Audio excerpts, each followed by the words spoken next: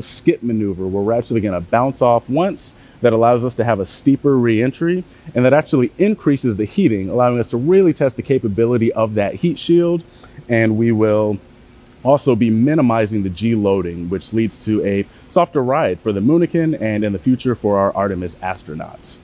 Now, once we do that, the atmosphere is going to slow us down pretty significantly, but we'll still be going over 300 miles per hour. And then we will slow down to 20 miles per hour after that sequence of 11 parachute deployments.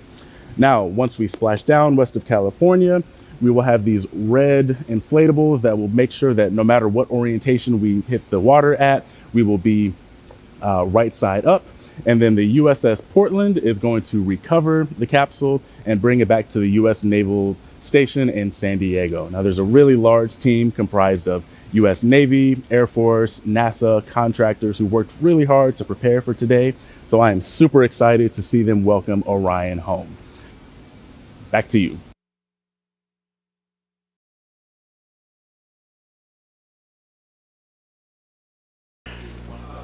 Thank you very much, Philip.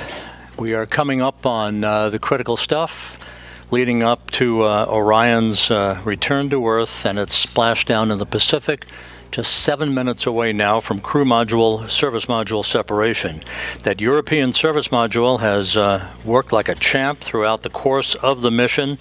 The service module, which of course housed the solar arrays and all of the other propulsive functioning for Orion throughout the course of the mission, has been monitored in the European service module control room in Noordwijk in the Netherlands, where that team of flight controllers is eagerly awaiting the completion of the service module's work just a few minutes from now, when it will pyrotechnically separate from the crew module, leaving the crew module on its own. Entry interface is scheduled just 26 minutes from now. We'll be receiving reports from Flight Director Judd Freeling and his team of flight controllers throughout Orion's descent back into the Earth's atmosphere, and through all of the parachute deployment sequence events leading up to splashdown that is scheduled at 11:39 and 42 seconds a.m. Central Time, 9:39 and 42 seconds a.m. Pacific Time. One thing worth noting is once Orion splashes down in the Pacific, it will stabilize in one of two positions, either pointed up, which is called Stable 1, or pointed down in Stable 2. The crew module uprighting system, known as the CMUS, deploys a series of 5 bright orange helium-filled bags on the top of the capsule that will either flip Orion right side up or keep it right side up in its Stable 1 position. Those 5 bags are packed in hard containers and installed atop the capsule inside the structural gussets between the parachutes and other equipment. They're inflated with helium gas that is stored in pressure vessels located close by the bags. Each bag has its own independent inflation system. The CMUS, or crew module uprighting system, initiates after landing and opens up a valve for helium to flow into those uprighting bags. It is considered, at least operational, that we have 4 out of those 5 bags to inflate to maintain a Stable 1 configuration for Orion, to enable Navy divers to approach the vehicle. One of the first things that they'll be looking for is any leakage of toxic gas or toxic fuel from the vehicle. Assuming there is no such leak and that Orion appears to be in good shape, then they'll begin the methodical process of approaching the vehicle with other personnel and other Navy assets in order to begin the securing of Orion on the ocean for its towing back into the well deck of the USS Portland.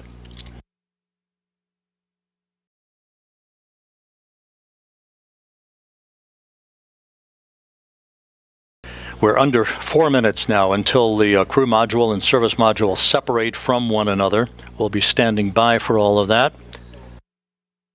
You can see in this telemetry-driven animation that Orion is currently traveling just under 17,000 miles an hour, just under 4,000 miles away from Earth, and a hefty 254,000 miles from the moon, which of course was its target, in distant retrograde orbit, flying around the moon for its outbound powered flyby at the beginning of the mission to move to a distance of some 268,000 miles away from Earth, farther than any human-rated spacecraft designed to return to Earth had ever been designed to do, surpassing the distance record established 52 years ago during the Apollo 13 mission.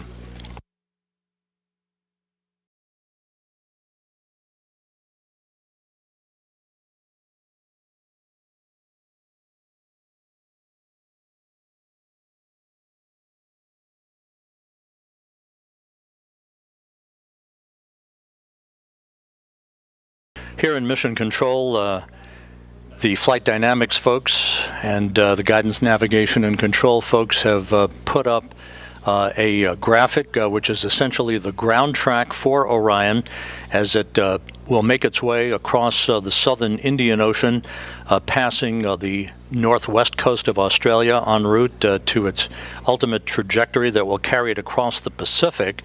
It will be moving from south to north across the Pacific Ocean to the Splashdown zone, almost a direct straight line towards the point of Splashdown, which will be west of Baja California. Now just under 2 minutes until crew module, service module separation.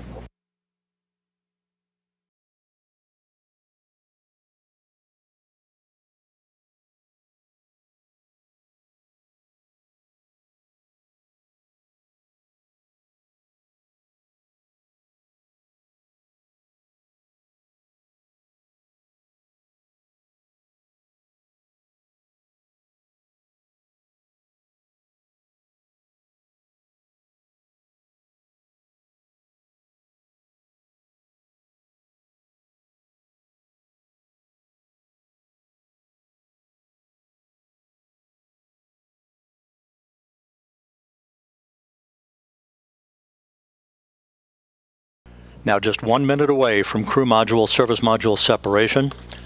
We'll be standing by for confirmation of that from the mechanical systems officer here at Mission Control.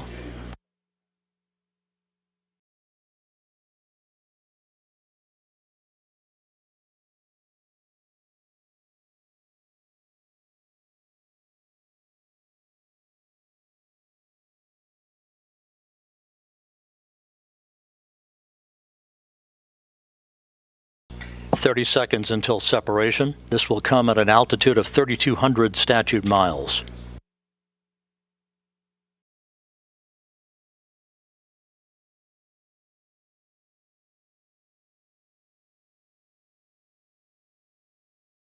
"10 seconds until SEP.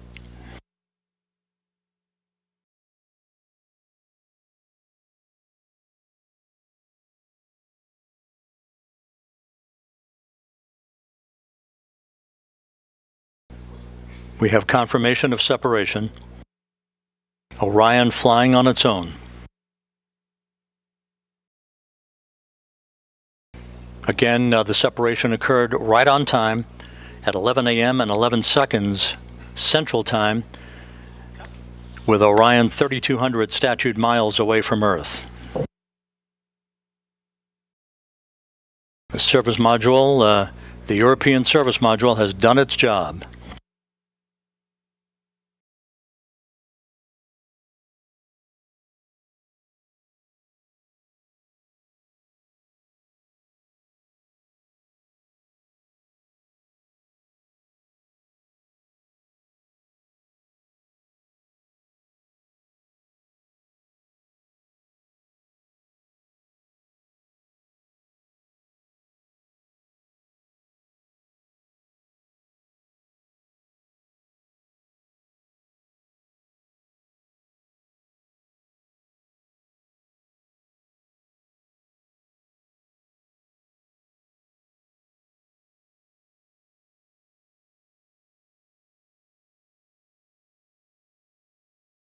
So with Orion flying on its own, we're about 18 and a half minutes away now from the point of entry interface. where Orion will be put through its paces. This is where the heat shield will begin to feel the effects of peak heating of 5,000 degrees Fahrenheit on the heat shield, and the beginning of 2 blackout periods where the plasma around the vehicle will build up such that it will block data and communications between mission control and the spacecraft itself.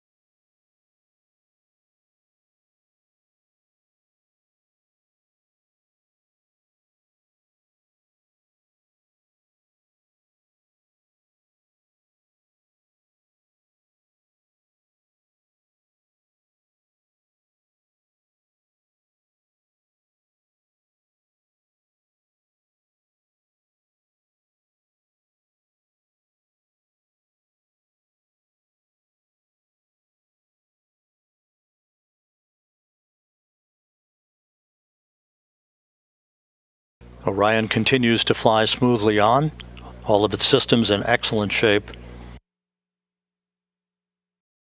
Less than 17 minutes until entry interface.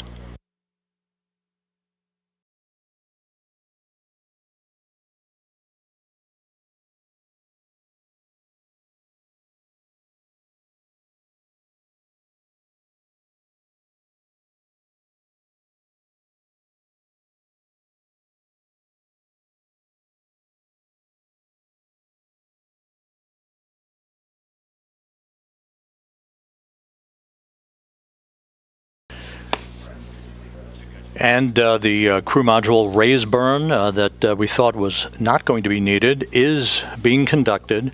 Just basically a fine-tuning of the orientation and the angle, a 16-second firing of the thrusters, and a good burn reported, 8.12 feet per second in a change in velocity.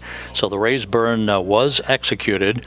That will further fine-tune Orion's path at the proper azimuth or orientation where the heat shield is at its optimum angle to begin the repulsion of the heat that will build up around the heat shield at the time that we begin entry interface, just about 15.5 minutes from now. So the crew module service module separation went off as planned. The raise maneuver was executed at 11:03 and 41 seconds Central Time.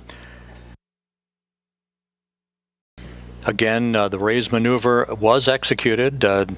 Orion now flying at the proper orientation for entry interface into the Earth's atmosphere. Entry interface is scheduled at 11:20 and 14 seconds a.m. Central Time at an altitude of 400,000 feet. At that point, Orion will be traveling 24,464 miles an hour with a range to splashdown of 3,659 statute miles.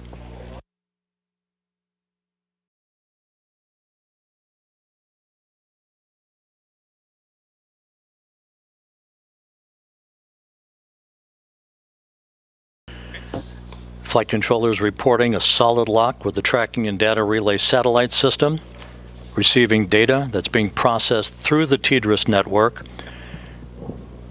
Just a reminder that after we pass into the Earth's atmosphere, at the speed at which we're going and with the temperatures expected to build up very quickly for peak heating around the heat shield of Orion, we will begin the first of 2 blackout periods, the first of which is scheduled to begin at 11:20 and 16 seconds a.m. Central Time and will last about 4 minutes and 48 seconds.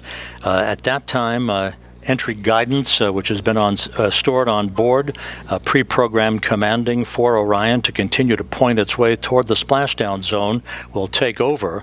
The first blackout period should end around 11:25 and 4 seconds Central Time. That will set the stage for the skip entry, basically the maneuver that will enable Orion to dip into the Earth's atmosphere and skip back out of the Earth's atmosphere and dip back into the Earth's atmosphere like a rock, a flat rock on a pond. That will continue to dissipate energy and heat on the spacecraft. and is a maneuver that data will be gathered for to try to bring in multiple splashdown sites for crewed missions in the future.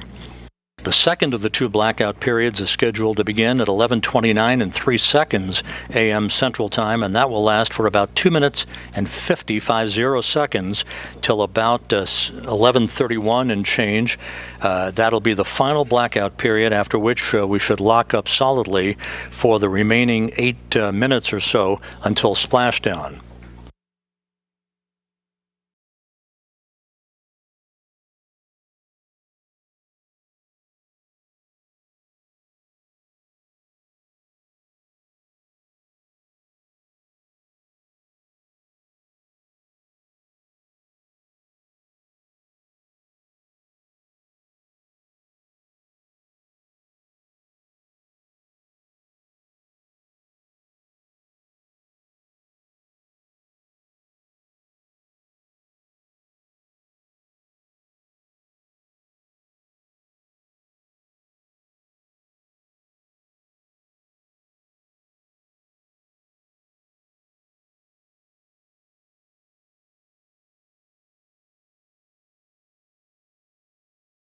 This is Mission Control Houston, 12 minutes away from entry interface.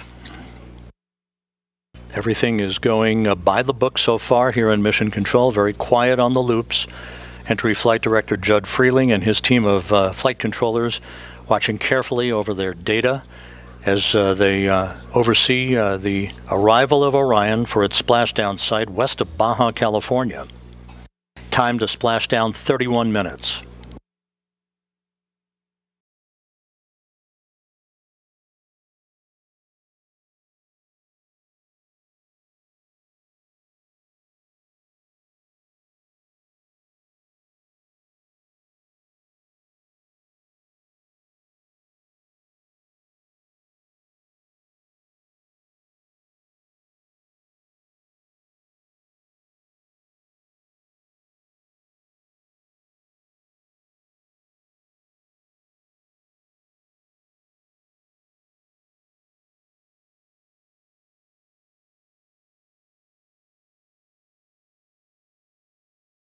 Less than 11 minutes now until entry interface.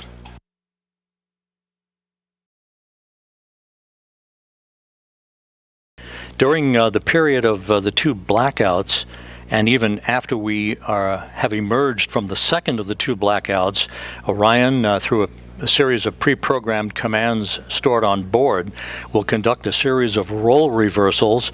This is very much like space shuttles conducted during their entries back to Earth, where it will roll to the left and then back to the right, banking roll reversals that will bleed off excess energy, excess inertia, and speed, and control the thermal characteristics of the vehicle as it heads towards its subsonic point, where it will go under Mach 1. It will go subsonic at about 11:34 and 55 seconds a.m. Central Time, some 5 minutes before splashdown. If everything goes as planned, Orion will reach an altitude of 40,000 feet at 11:35 a.m. Central Time, just about a minute before forward bay cover chute deploy begins. The series of 11 chutes, 3 that will pull the forward bay cover off of the top of the crew module. That'll be followed by the deployment of the drogue chutes, and then the 3 large main parachutes, 3 orange and white parachutes. That'll be the moment we'll be waiting for. Orion now 28.5 minutes until splashdown.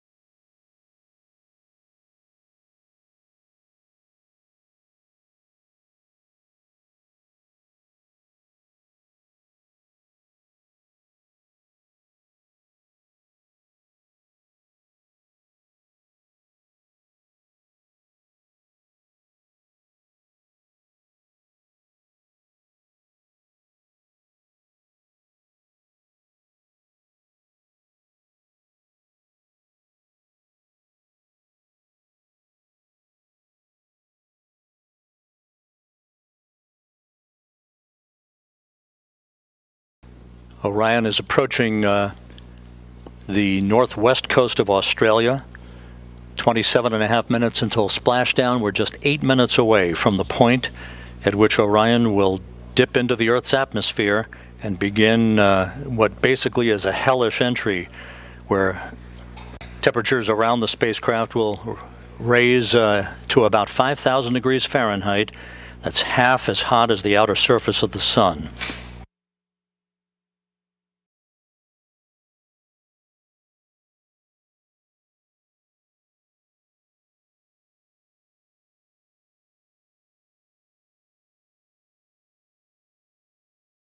And correction, Orion is actually traveling over the South Pacific at the moment, moving from south to north. Just 7.5 minutes until entry interface.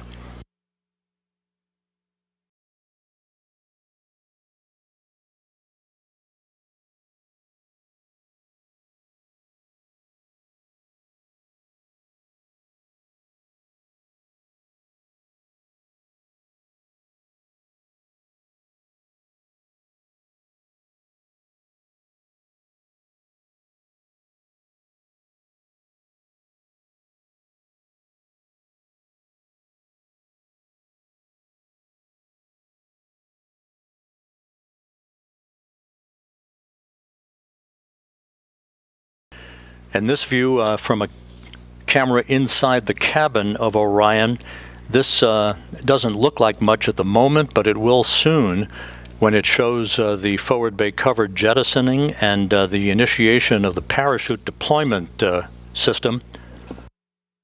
Entry interface less than 6.5 minutes from now.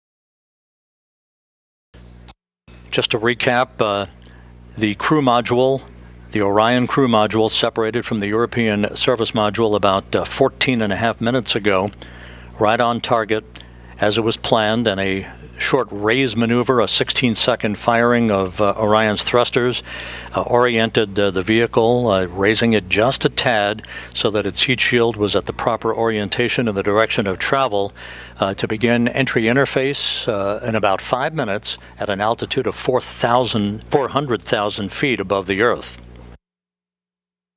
Orion is making its way south to north across the Pacific Ocean.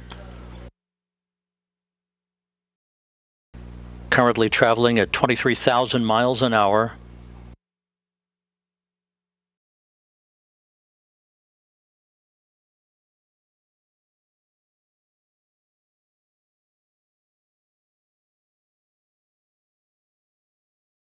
We're about 5 minutes away from entering the first of the 2 blackout periods, which will last about 4 minutes and 48 seconds.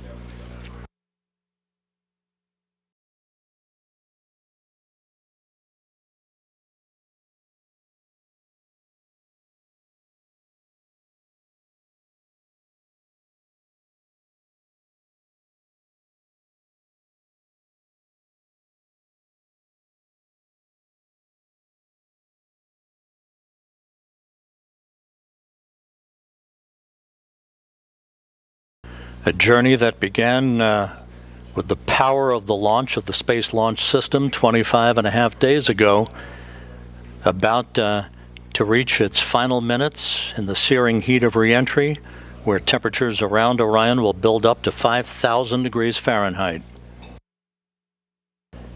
Just under 4 minutes until entry interface.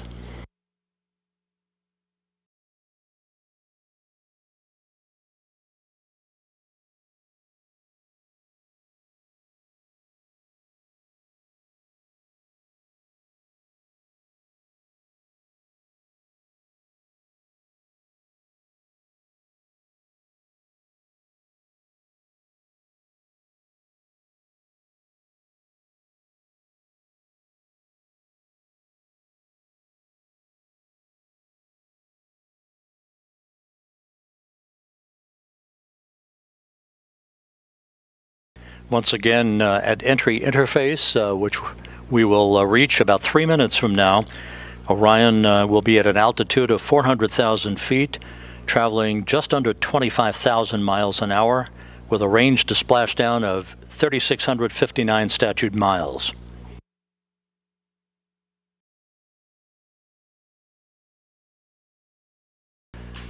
Within seconds after reaching entry interface, we'll begin the first of the 2 blackout periods that will last just under 5 minutes, about 4 minutes and 48 seconds.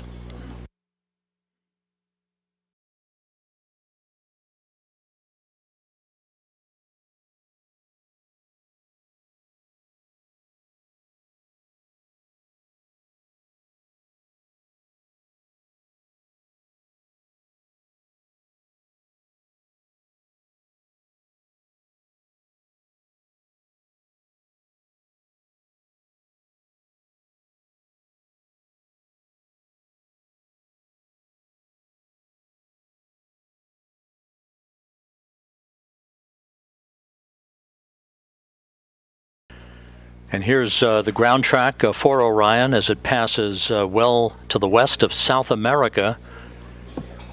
We're just 1 minute 44 seconds away from entry interface, moving from south to north to its splashdown target west of Baja California.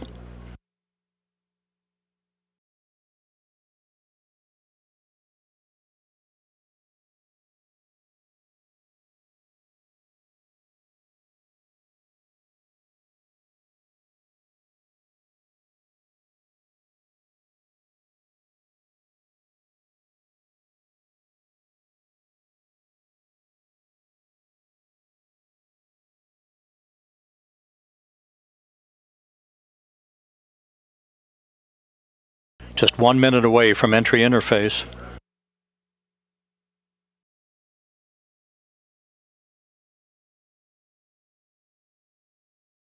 And this view from the cabin camera, looking out of the upper hatch of Orion, you can see the limb of the Earth. We're going to be losing all of the data here shortly once we enter into the Earth's atmosphere and begin the first of the 2 blackout periods.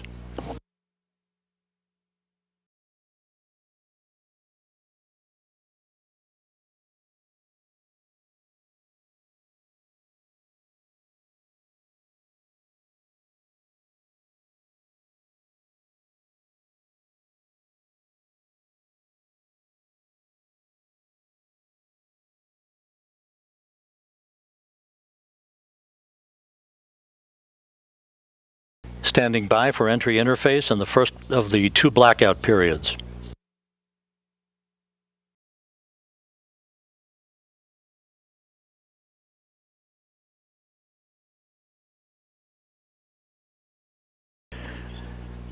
We are now in the entry phase.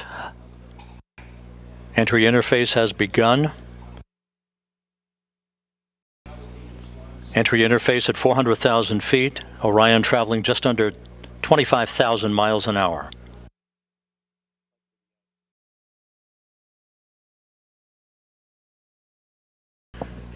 We've gone into the first blackout period. This is a visualization based on what should be happening at the moment, where the temperatures around the heat shield are reaching about 5,000 degrees Fahrenheit. This is the moment of truth for Orion.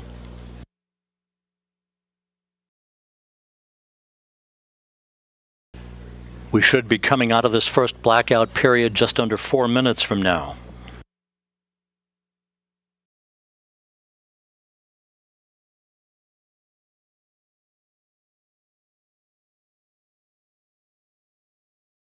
Orion should be traveling about 23,326 miles an hour at the moment. Range to splashdown, 3,125 statute miles. Again, this is a visualization of what should be happening with Orion at the moment, although we are in a blackout period that should end about 3 minutes and 15 seconds from now.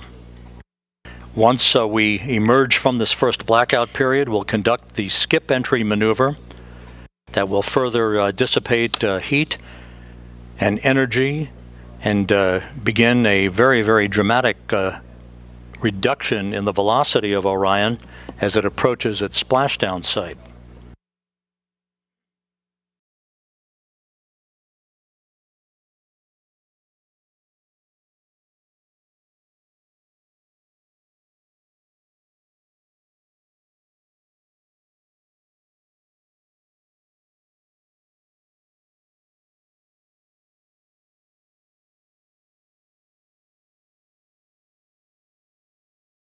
Clocks here in Mission Control showing the sequence of events yet to come. The first blackout period to end about 2 minutes and 18 seconds from now. The second of the two blackout periods would begin about 6 minutes from now for about 7 minutes, followed by the jettisoning of the forward bay cover. That will begin the sequence of the deployment of the parachutes. First, a pair of drogue chutes, 3 pilot parachutes that will then pull 3 main parachutes to begin the final moments of Orion's descent back to its splashdown in the Pacific Ocean.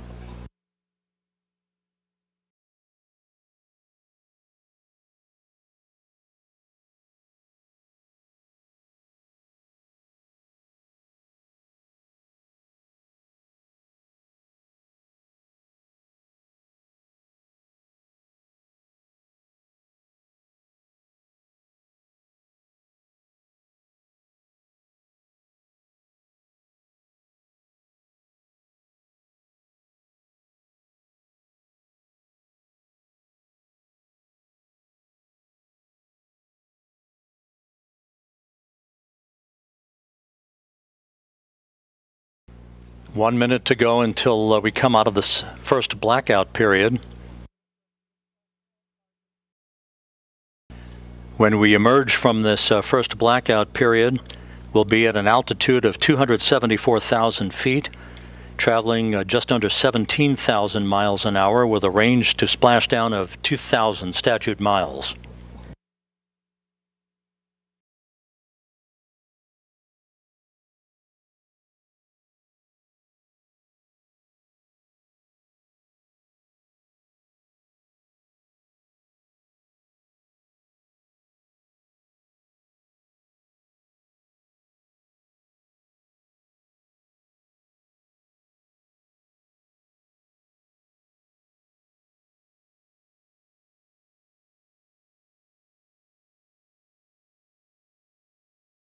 Standing by for a reacquisition of signal.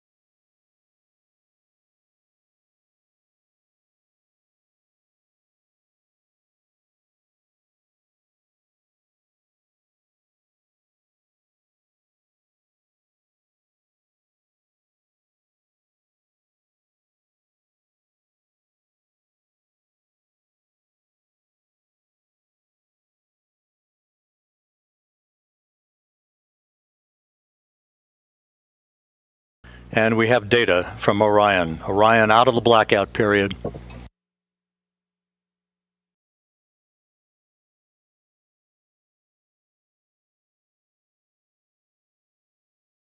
Flight Dynamics reports that Orion is right on the money, coming right down the pike. A good view out of the cabin camera looking out of the upper hatch of Orion.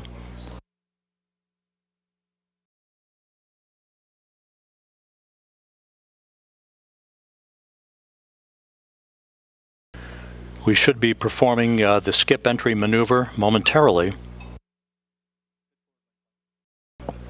Good communications established with Orion.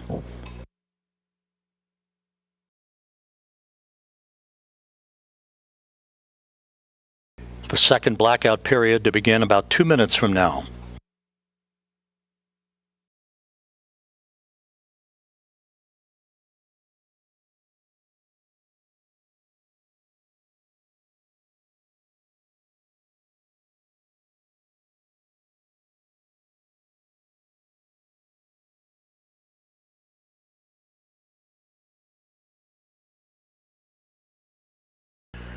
Orion is at the apogee of the skip entry maneuver, beginning the second in a series of role reversals, again banking maneuvers to bleed off excess inertia and to dissipate heat around the spacecraft.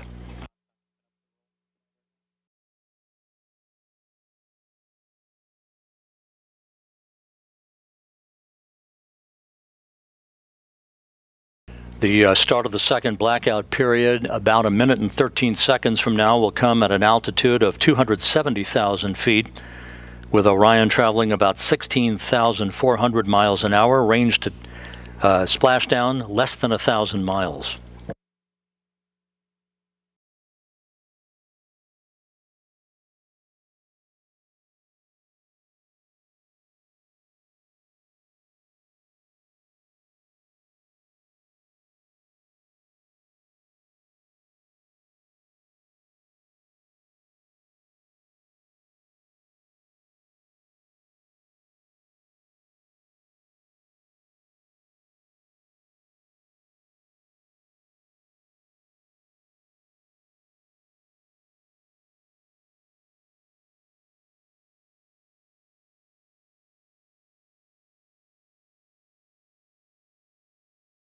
Coming up on the start of the second blackout period.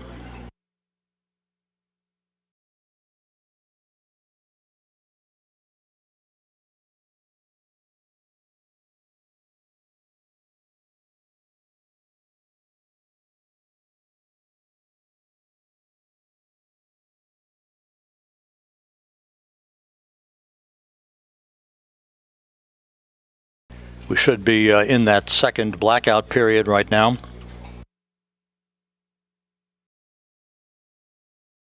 Orion approaching a velocity of 20 times the speed of sound. If all goes as planned, we should be out of the blackout period with a solid lockup on the vehicle at 11:31 and 46 seconds a.m. Central Time.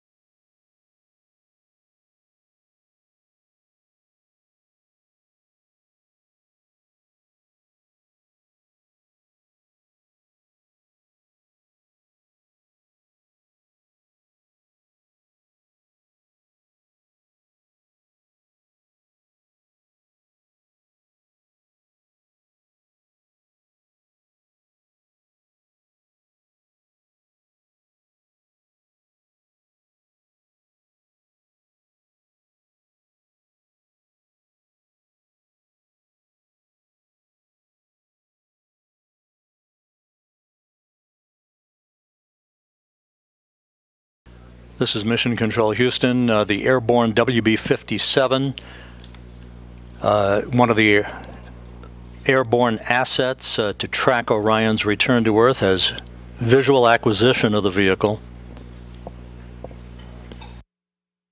We should be coming out of this second and final blackout about 30 seconds from now.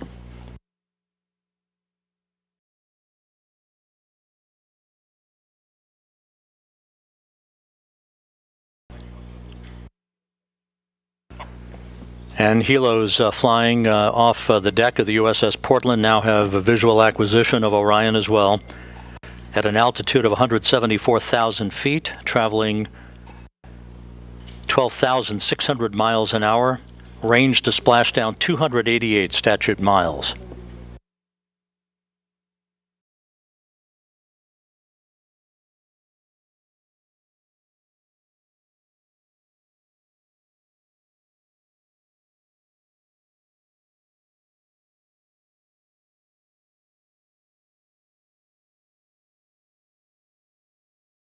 This view on the deck of the USS Portland.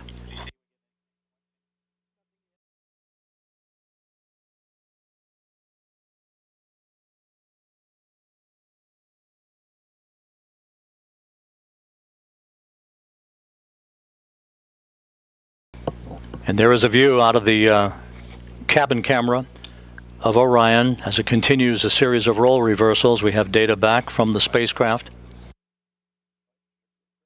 Flight Dynamics reports Orion straight and narrow on a true course toward its splashdown site. Forward bay covered jettisoning less than 3.5 minutes from now.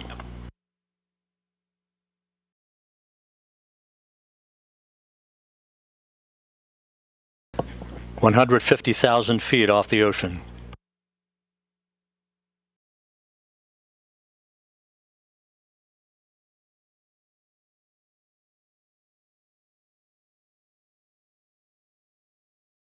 Orion now traveling at Mach 10.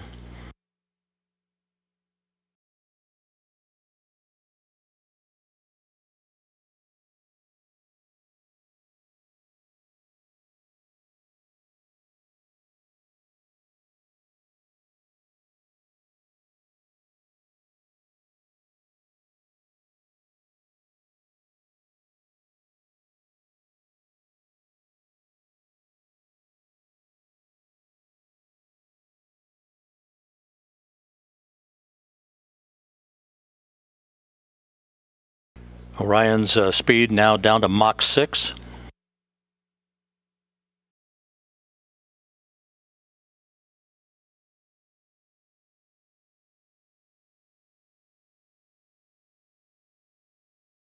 Two minutes until forward bay covered jettisoning.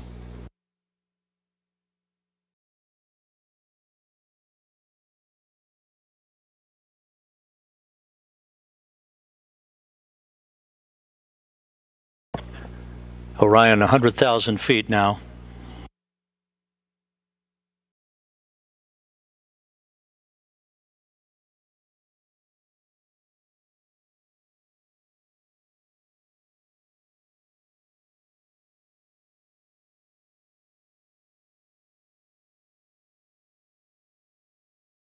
The spacecraft about to go subsonic.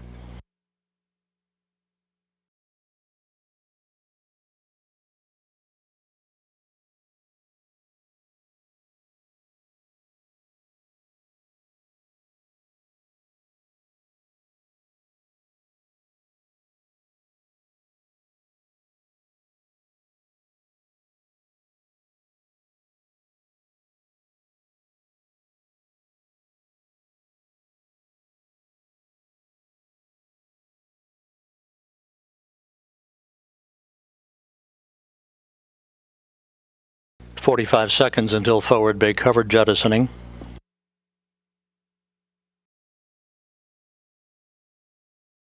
Orion now at 50,000 feet.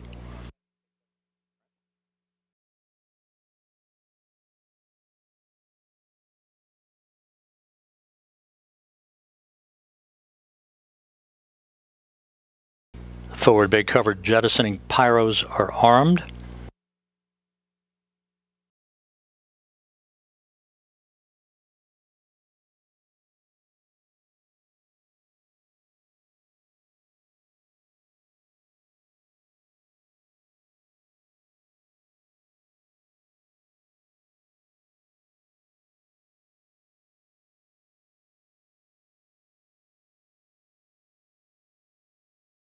(25,000 feet).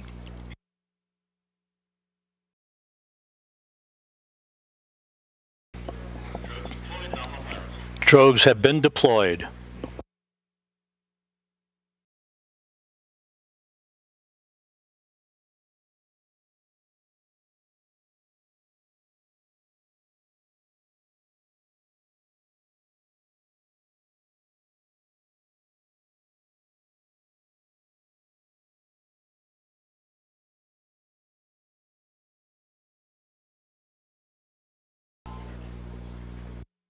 Two good drogue shoots reported by the recovery team out in the Pacific. The descent rate is right on the money. Orion's velocity now down to 282 miles an hour. Range to splashdown 1.5 miles. 10,000 feet now.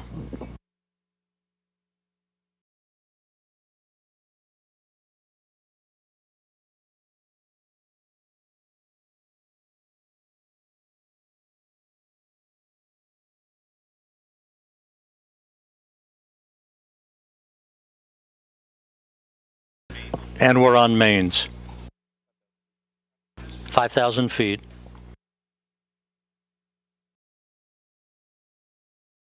Reefing in progress.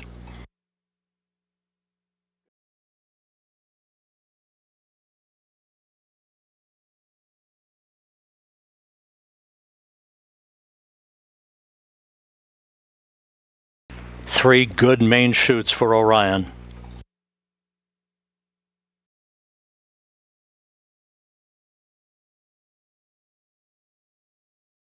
We have 3 fully inflated main chutes. Time to splashdown 90 seconds. Perfect descent rate reported.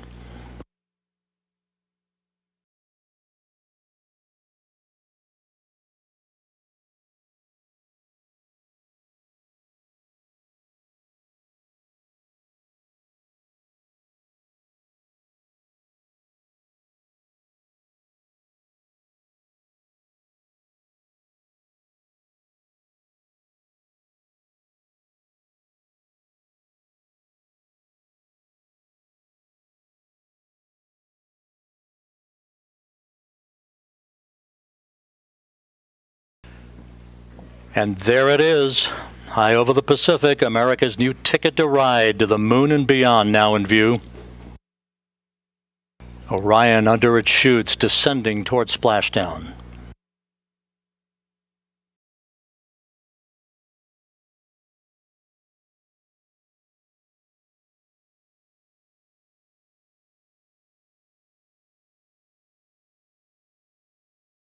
Orion in the perfect orientation for splashdown, just seconds away.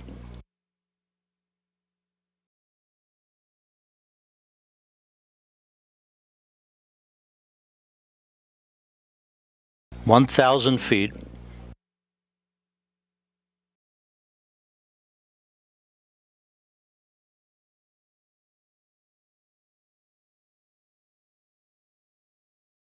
Good descent rate.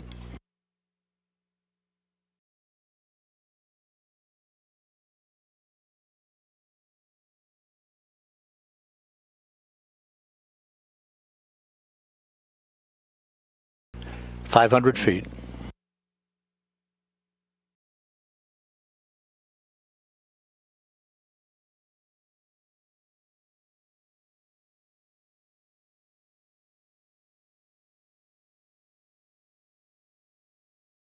Splashdown.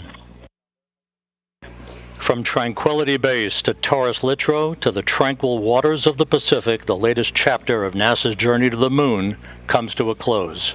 Orion, back on Earth. Unofficial splashdown time, 11:40 and 30 seconds a.m. Central Time.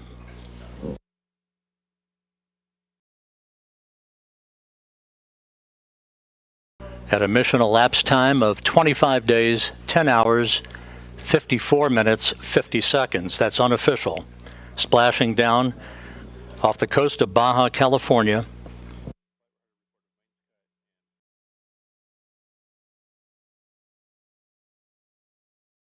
The crew module uprighting system now being inflated for the bags currently being inflated.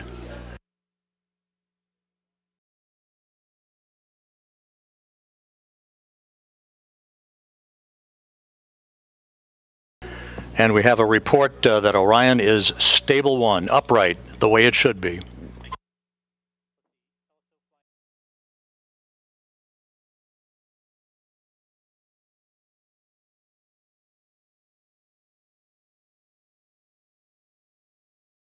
Once again, splashdown occurring at 11:40 a.m. Central Time, 9:40 a.m. Pacific Time, west of Baja California, after a textbook entry for the Orion spacecraft, bringing its 25-and-a-half-day mission to an end.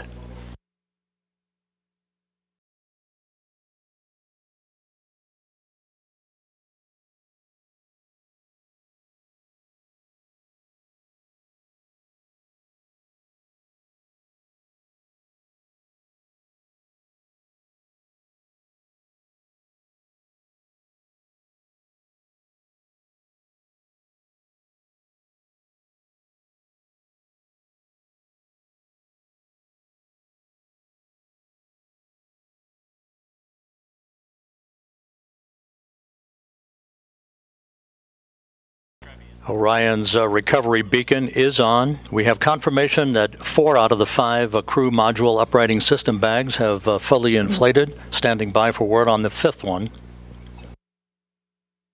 But Orion is in great shape. Stable 1, just in the orientation that had been expected.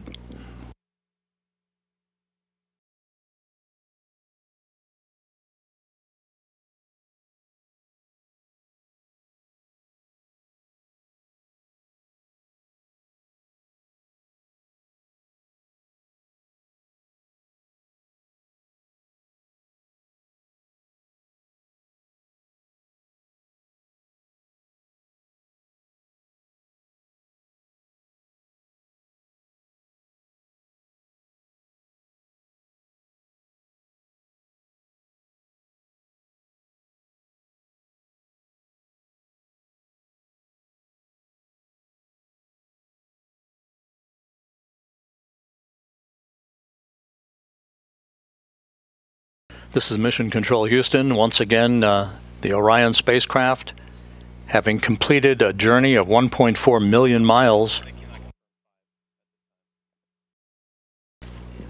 bobbing gently in the Pacific Ocean. 4 out of its 5 crew module uprighting system bags have been deployed. We're standing by for word on the 5th. However, irrespective of that, it is in stable 1 configuration, in good shape according to the recovery team.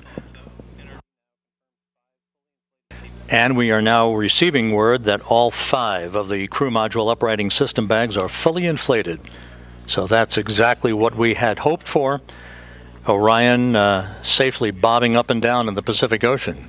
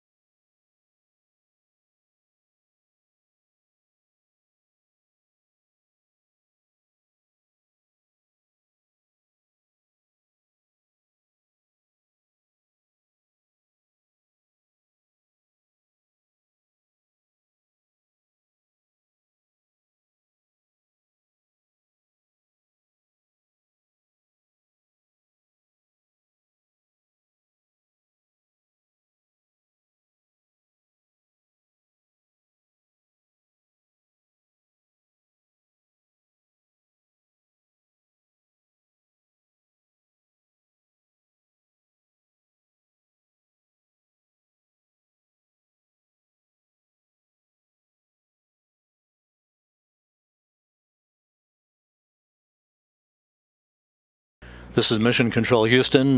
You're looking at the Orion spacecraft that splashed down about 6.5 minutes ago at 11:40 a.m. Central Time, 9:40 a.m. Pacific Time. We are estimating that it splashed down around 5 nautical miles away from the USS Portland. The recovery ship and Navy boats and divers will be approaching the vehicle before long. The spacecraft is in what is called a stable 1 configuration, upright, just the way we had expected it to be. 5 perfectly inflated crew module uprighting system bags, maintaining a nice gentle configuration for Orion. First of the Navy helicopters now approaching the vehicle.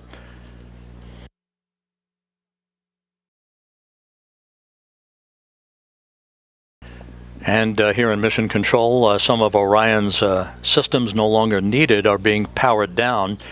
Many of them will stay powered up for the next 2 hours while we conduct a series of test objectives to characterize the thermal conditioning of the spacecraft.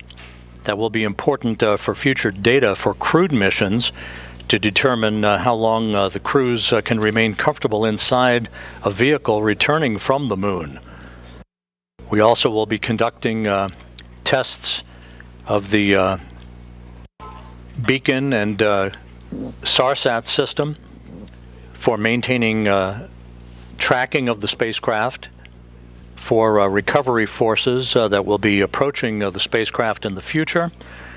And coming up in the next hour and a half will be the reactivation of an ammonia boiler system that will provide cooling in the spacecraft, as it will when crews return from their missions on board Orion.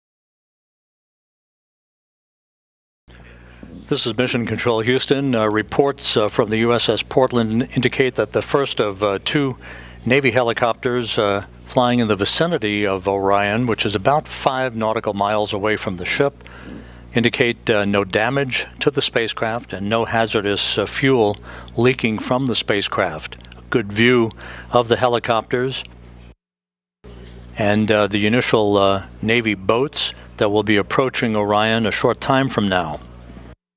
Once again, the splashdown occurring at 11:40 a.m. Central Time, 9:40 a.m. Pacific Time.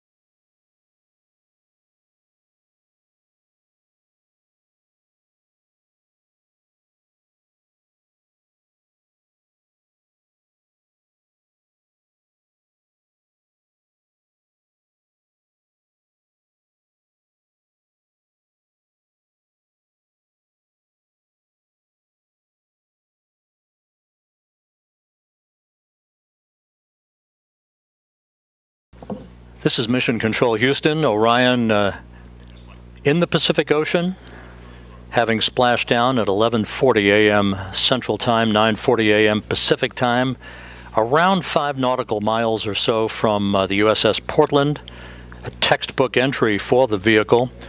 On the USS Portland at this hour, my colleague Daryl Nail from the Kennedy Space Center, who's with the Exploration Ground Systems Recovery Team. Daryl, how did it look to you? It certainly looked textbook to us here. I'd say that's a great description, Rob.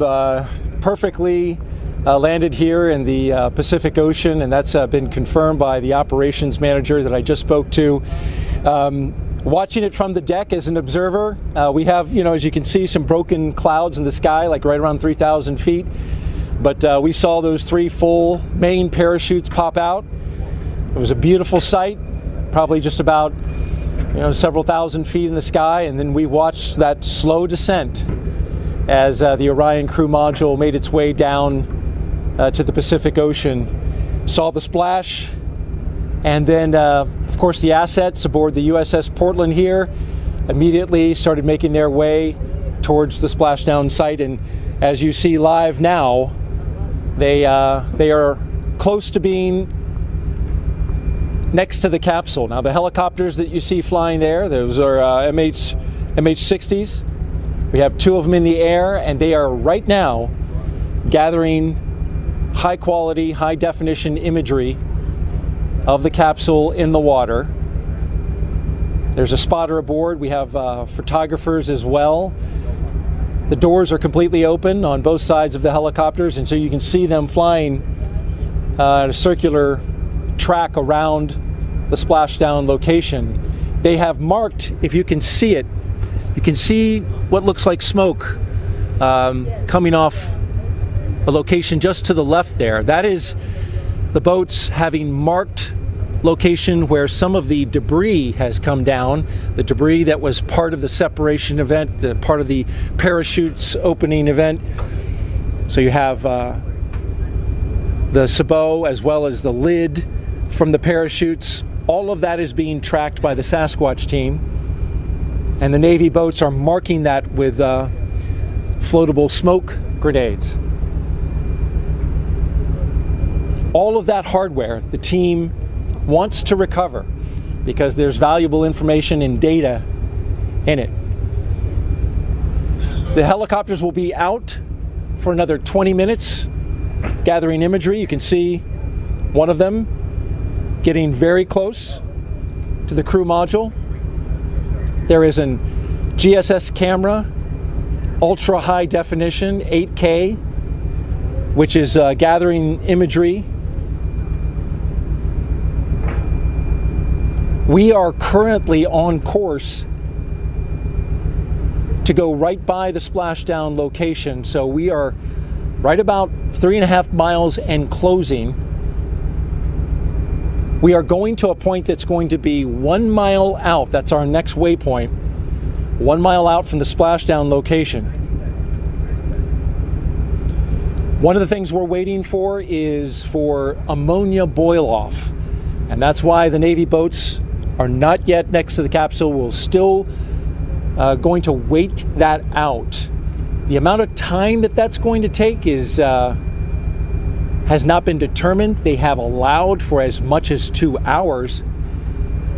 The ammonia on the capsule is used for cooling purposes, to keep the cabin cool for crew. Of course, there's no crew in this capsule, but for future missions, it will certainly be an important part of keeping the astronauts cool during the heat of re-entry.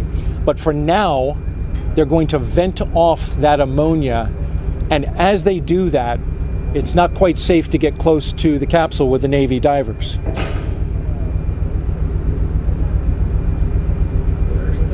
So of course we'll keep our eyes fixed to the location, our cameras as well. The USS Portland's standing by for our next waypoint, 1 mile from the splashdown site. And then once the completion of the ammonia boil off, the Navy boats will be going in. Spectacular sight from out here, Rob. Toss it back to you. Thanks, Daryl. Back here in Mission Control, the entry Flight Director Judd Freeling on the left. To his left, Flight Director Rick Henfling. And with me on console here, probably none more important than the NASA Administrator, Bill Nelson. Senator, thank you for joining us today. Rob, I'm overwhelmed. I'd say it's good to see you, but this is an extraordinary day. I remember years ago when I saw you return on Columbia from your mission into space, and it all conjures up a tremendous amount of memories. Orion back on Earth, having circumnavigated the moon, having survived a critical test of its heat shield. I think you have to be hesitant to celebrate and throw confetti a little bit too early, but it certainly is an important achievement, is it not? It's historic because we are now going back into space, into deep space, with a new generation. Kennedy just stunned everybody with the Apollo generation and said that we were going to achieve what we thought was impossible, and did that in a short period of time. And many things have happened since, but we knew we were going back. But we knew we were going back to the moon just to continue to explore outward into the cosmos. And so that's why this is a defining day.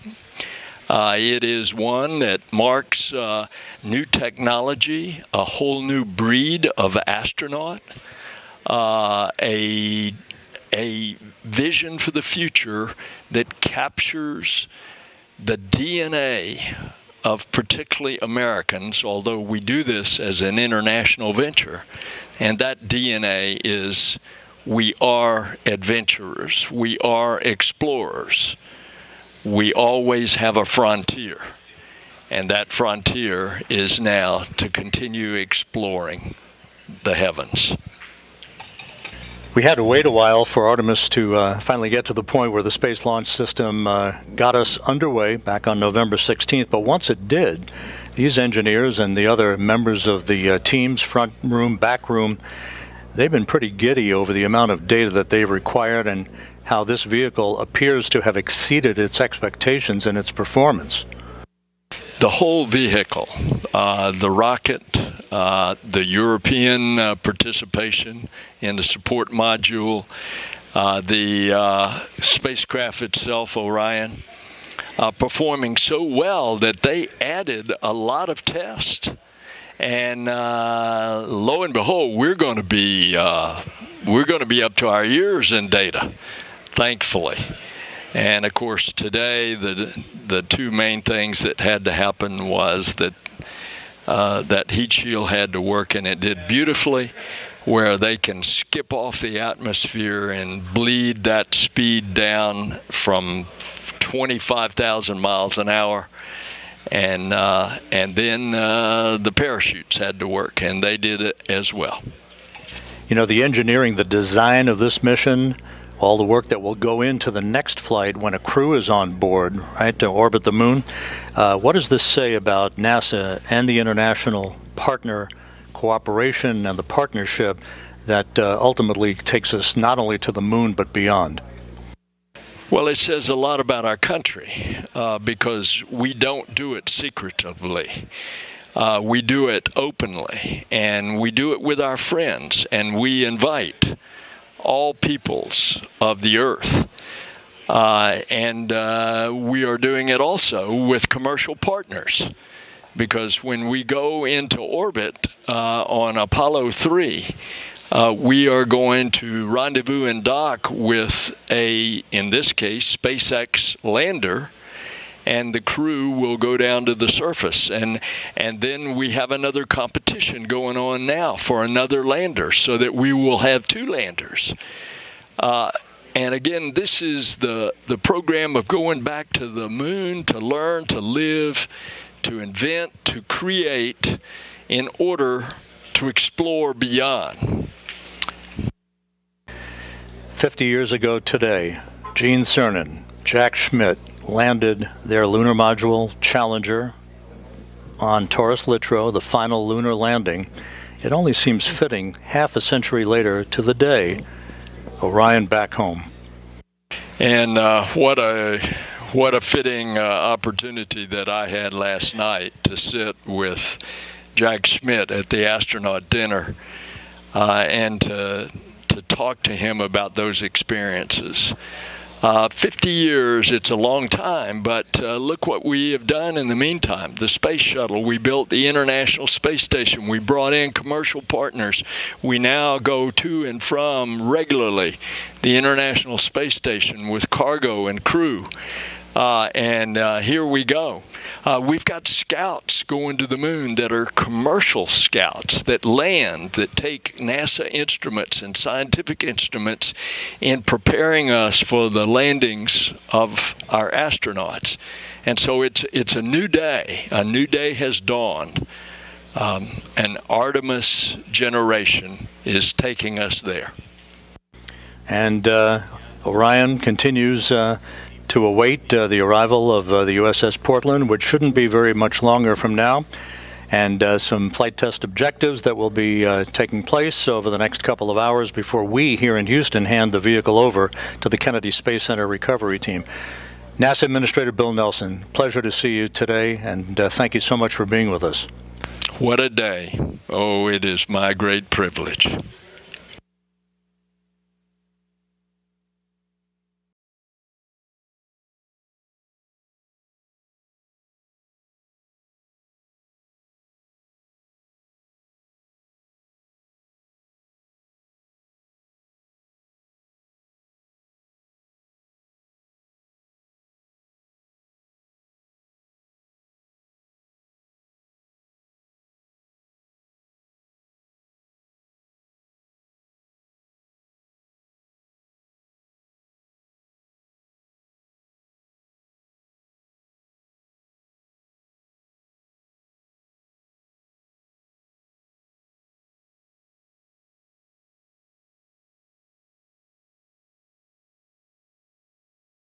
This is Mission Control Houston, 26 minutes after the return of Orion from its circumnavigation of the moon and a splashdown in the Pacific, a bullseye splashdown, just about 5 nautical miles away from the USS Portland, as had been planned. The Portland about to arrive near the spacecraft, as you heard from Daryl Nail, who at this moment is standing by on the Portland with the woman in charge of the recovery operations, Melissa Jones. Daryl? Thank you, Rob. That's right. Melissa Jones, the recovery director, just came from outside the ship's control center where she was monitoring and, of course, managing her team in the midst of this recovery. So, Melissa, thank you for being here. Thank you for having me. This is an exciting day. What a day it is, right? We just had Splashdown, and want to ask you, first of all, operationally, where do we stand and what do we have to go? So we had a picture-perfect splashdown, and at this time we're gathering data. With the CM powered up, we'll get some flight test objective data on thermal conditioning, and we're doing some signal data with the tri-band beacons, making sure that we can see the beacons on the capsules and on the astronaut suits to prepare for Artemis 2. And once that is complete, the vehicle will be powered down by the Mission Control Center, and they'll hand that over officially to us here locally in the Pacific. And then we will approach the capsule and attach some lines to it and pull it into the back of the well deck. And that's a delicate mission, right? Because you will be attaching lines, and through the use of Navy boats and then also a winch inside the well deck and Navy sailors on the lines attached to it as well. It seems like a very delicate operation, especially getting in the well deck where waves will be sloshing around. And we've got already 4 to 5 foot seas out here in the Pacific. Correct. So it is a delicate balance to try to control the capsule in the well deck with all the water that we have in there, and to softly land it on the cradle so that we can capture as much data from the heat shield as possible. Now, as the capsule was coming down, just briefly tell me your reaction that moment that it splashed down. So when they called capture from the helicopters, it was the most amazing feeling. It's just been a long time coming. We've been working this mission for a while, and we've done a ton of training. And every time you do training with a mock-up capsule, you don't have any of that. You don't have parachutes. You don't, hear it coming back through the atmosphere, the sonic booms and all of that kind of stuff. And today that actually happened. It's just amazing. And your team, it's worth noting, has been out here a long time. From the moment of launch, you were on console, ready to support if something off-nominal happened, unusual. You were going to be able to recover that capsule wherever it was needed to recover. So you were working that and then stayed through Thanksgiving all the way to now. So it's been a long road. It has been, yeah. Several of us supported launch, and then we deployed out here about 23 days before, and we're out here for Thanksgiving as a team. So we have been waiting for this and preparing for it for a while. And it looks like you're doing a great job so far. Thank you. Good luck the rest of the way, Melissa Jones, and thank you for joining us. Thank you very much. Thanks for having me. All right, Rob?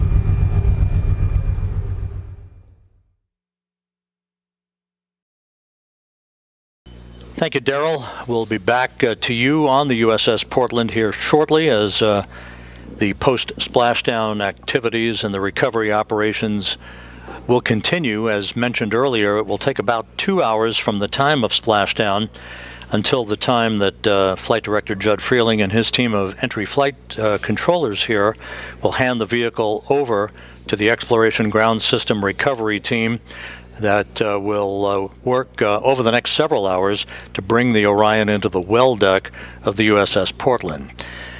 With me, a familiar face, Bob Cabana, NASA's Associate Administrator. Bob, it's great to see you here. And with Orion back on Earth, another milestone accomplished on the road back to putting Americans on the surface of the moon. In terms of the criticality of what we've seen over the past 4 weeks, your thoughts on how this mission evolved and now the stepping stone that would put a crew on board a couple of years from now? Oh, Rob, it's been absolutely critical to get this mission off safely. This test flight is what we need in order to prove this vehicle so that we can fly with a crew, and that's the next step, and I can't wait. The launch, first off, yeah, I was on the roof of the Launch Control Center. I went up there with the administrator and deputy administrator when we came out of the T-minus 10-minute hold, and it was phenomenal. It was absolutely amazing. The rocket performed flawlessly, and I haven't been that happy in a long time after we came down off the roof.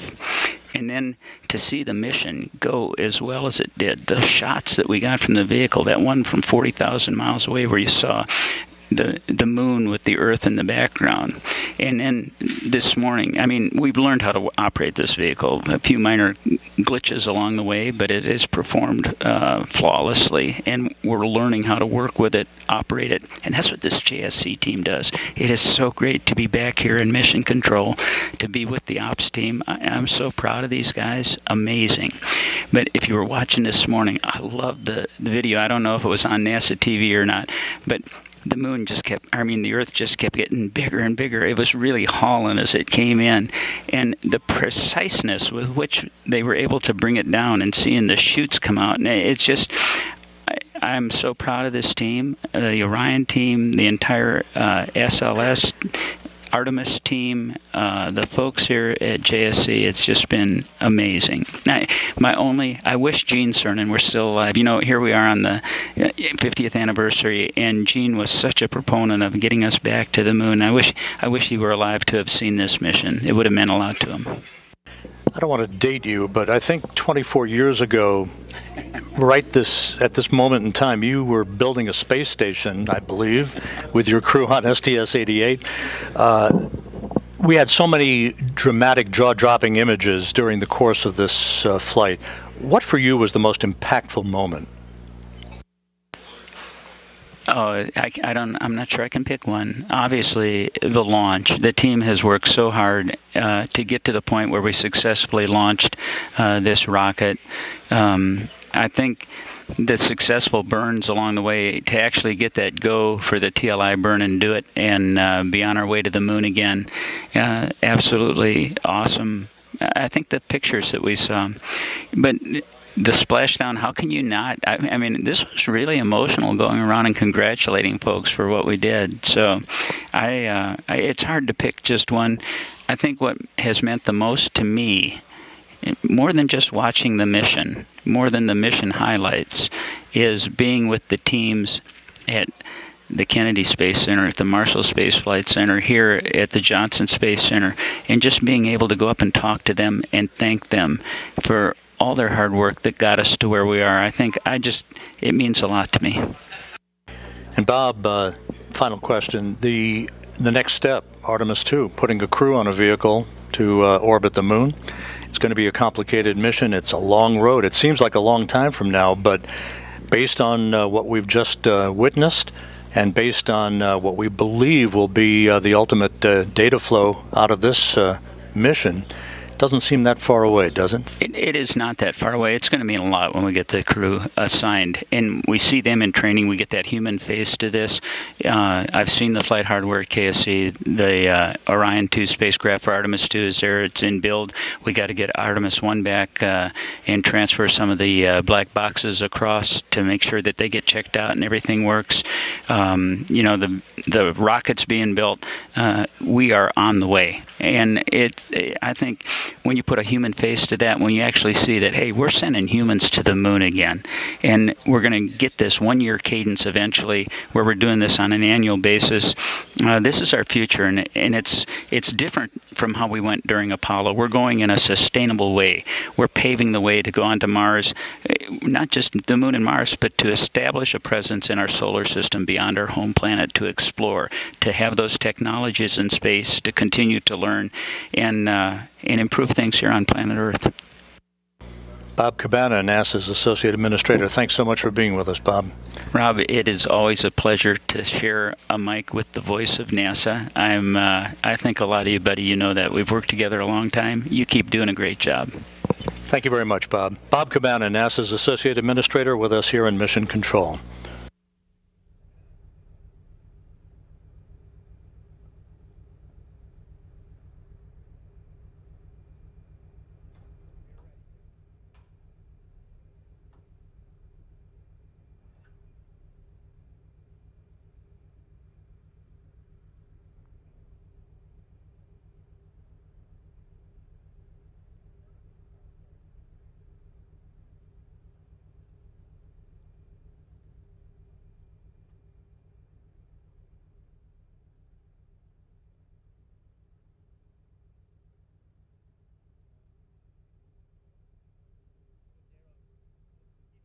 This is Mission Control Houston.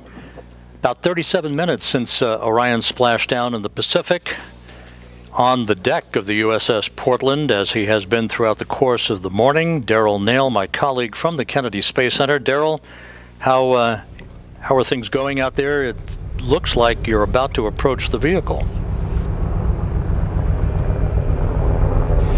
Yeah, we're very close to that moment, Rob, here on the USS Portland. We're just about 100 miles off the coast of Baja, Mexico. The operation, as you've heard and been commentating, it is going pretty smoothly at this point. But we are in a pre-planned waiting period as we wait for the ammonia that is inside the capsule. It is used for cooling. This is boiling off at this moment into the atmosphere, and until that's complete, the boats will be on hold. Now, the Navy divers right now at this moment are outside of the 120-yard radius around the capsule. That was part of the plan. They will close within just a few feet to start detecting if there are any hazardous gases coming from the capsule. But that will only happen once our recovery director, Melissa Jones, has given them the go to close in. The ship, meanwhile, the USS Portland, is on its way to close within 2,000 yards of the capsule. As you can see it floating there. The bags fully inflated that are used to upright it. Bright orange in color at the top of the capsule. The ship will then come alongside the capsule, and once the Navy divers have gone in and made sure that the capsule is safe to approach, they will begin taking imagery, photographs both on the top side of the water, and then also they have Navy divers prepared to go underneath the capsule and take pictures of the heat shield, the all-important component of this capsule, which is the primary objective in terms of the test. And this flight test is to make sure that that heat shield works and works well. So fresh from space, they want to make sure that they have images of it preserved as it is now before the operation begins, where they pull it into the well deck of the USS Portland. That will involve the attachment of ropes, as well as a winch line that then connects to the USS Portland. The well deck of the USS Portland will be flooded to about 6 feet, and those Navy boats will attach their lines and then pull alongside the Navy vessel, connect to a winch line, and then carefully tow it into the well deck. Again, we are currently awaiting the completion of ammonia boil-off from the capsule. They've allowed for up to 2 hours, but it could take a shorter period of time. And once you see those Navy boats closing in, then you'll know that that ammonia boil-off is complete. And of course, we'll let you know when that happens. Live on the deck of the USS Portland, Rob, we'll send it back to you. Thank you, Daryl. Daryl Nail on the USS Portland out in the Pacific, west of Baja, California. Back here in Mission Control as the flight controllers watch over the initial phase of the recovery operations. We're joined by the director of the Johnson Space Center, Vanessa Weich. Vanessa, great Sunday to have you here with us on Console. Fabulous Sunday. What a great day. You know, it's amazing to me everything that has been accomplished throughout this entire mission. But being here with the team and seeing and witnessing this splashdown together, amazing, wonderful. I really can't describe how I feel. You know, we were talking just a moment ago, it never ceases to amaze me how these missions are designed. The execution is one thing, but the design of the mission here by the flight control team, and just down the hall, by the way, there are humans orbiting the Earth in the International Space Station, so it's almost like a 2-for-1 here. It is. I mean, you know, to me this week, and well, for the past 26 days, being able to come into the control center and know that we had teams controlling the International Space Station with our crew members on board, and we've had, as you know, successfully crews living off of this planet for over 22 years, but then in another control center where we're monitoring and making sure that the maneuvers, everything that had to happen on the Orion spacecraft, that was being tracked, followed, and, you know, data, anything that needed to be sent up was just done so perfectly and professionally. This team has trained for years. First, you got to plan the mission, as you know. Then you have to execute the mission. And so the years of planning, the years of getting ready, the preparations really paid off. You know, after a team wins the World Series like the Astros did, you can celebrate for about 24 hours before you have to worry about spring training that's coming up. There's almost never a moment to breathe. Artemis 2, not too far down the pike. Yes, absolutely. So for us, you know, this is great. We've accomplished Orion 1, this test flight, being able to test out the heat shields, those parachutes, as you saw, brought the spacecraft down. But now we have to get it ready for our crews to be on board. So all of the systems that we need to integrate for our environmental controls, those are things that will be new as we go forward for Artemis 2. And then it's the outfitting of the cabin. All the things, simple things you think about, if they're going to be going for 10 days. So we got to make sure that we have the food, we have the clothing, all of the things that they're going to need for their next trip. But there's a lot of additional training, there's a lot of additional planning that has to happen in order for us to be ready for Artemis 2. Thank you so much. Vanessa Weich, the director of the Johnson Space Center. What a busy time this has been. Oh, but I also, Rob, though, I want to say thank you and congratulations to all of the employees, our entire workforce here at NASA Johnson Space Center. But I also want to thank our European partners. I want to thank our industry partners. It took thousands of people to make this possible, and now the recovery that's being done by the Navy. Just want to say major thank you to the brave individuals that are out, and they're going to be bringing the Orion spacecraft into the Portland, and then she'll be back going to Florida, and my friends in Florida are ready to receive her. We're super excited, and just want to say thank you to everyone that has made this possible. Thank you so much, Vanessa Weich, director of the Johnson Space Center. Time to celebrate just a little bit before we catch our breath and press on. Yes, time to celebrate. Then we got to get ready for Artemis too. Vanessa Weich, thank you so much.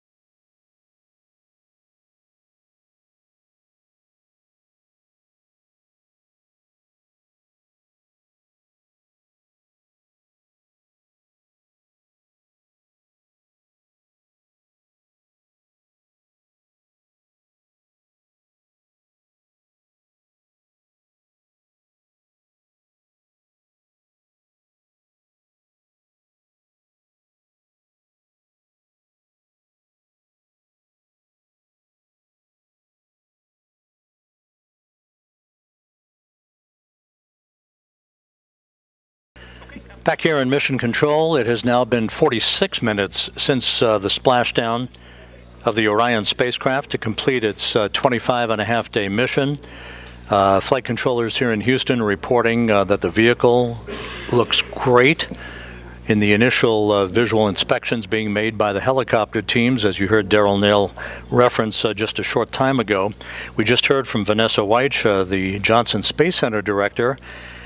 Now let's turn our attention to the East Coast, to the Kennedy Space Center, where the director of the Kennedy Space Center, Janet Petro, is standing by with us. Janet, good afternoon, and what a moment as your exploration ground systems folks are hard at work out in the Pacific.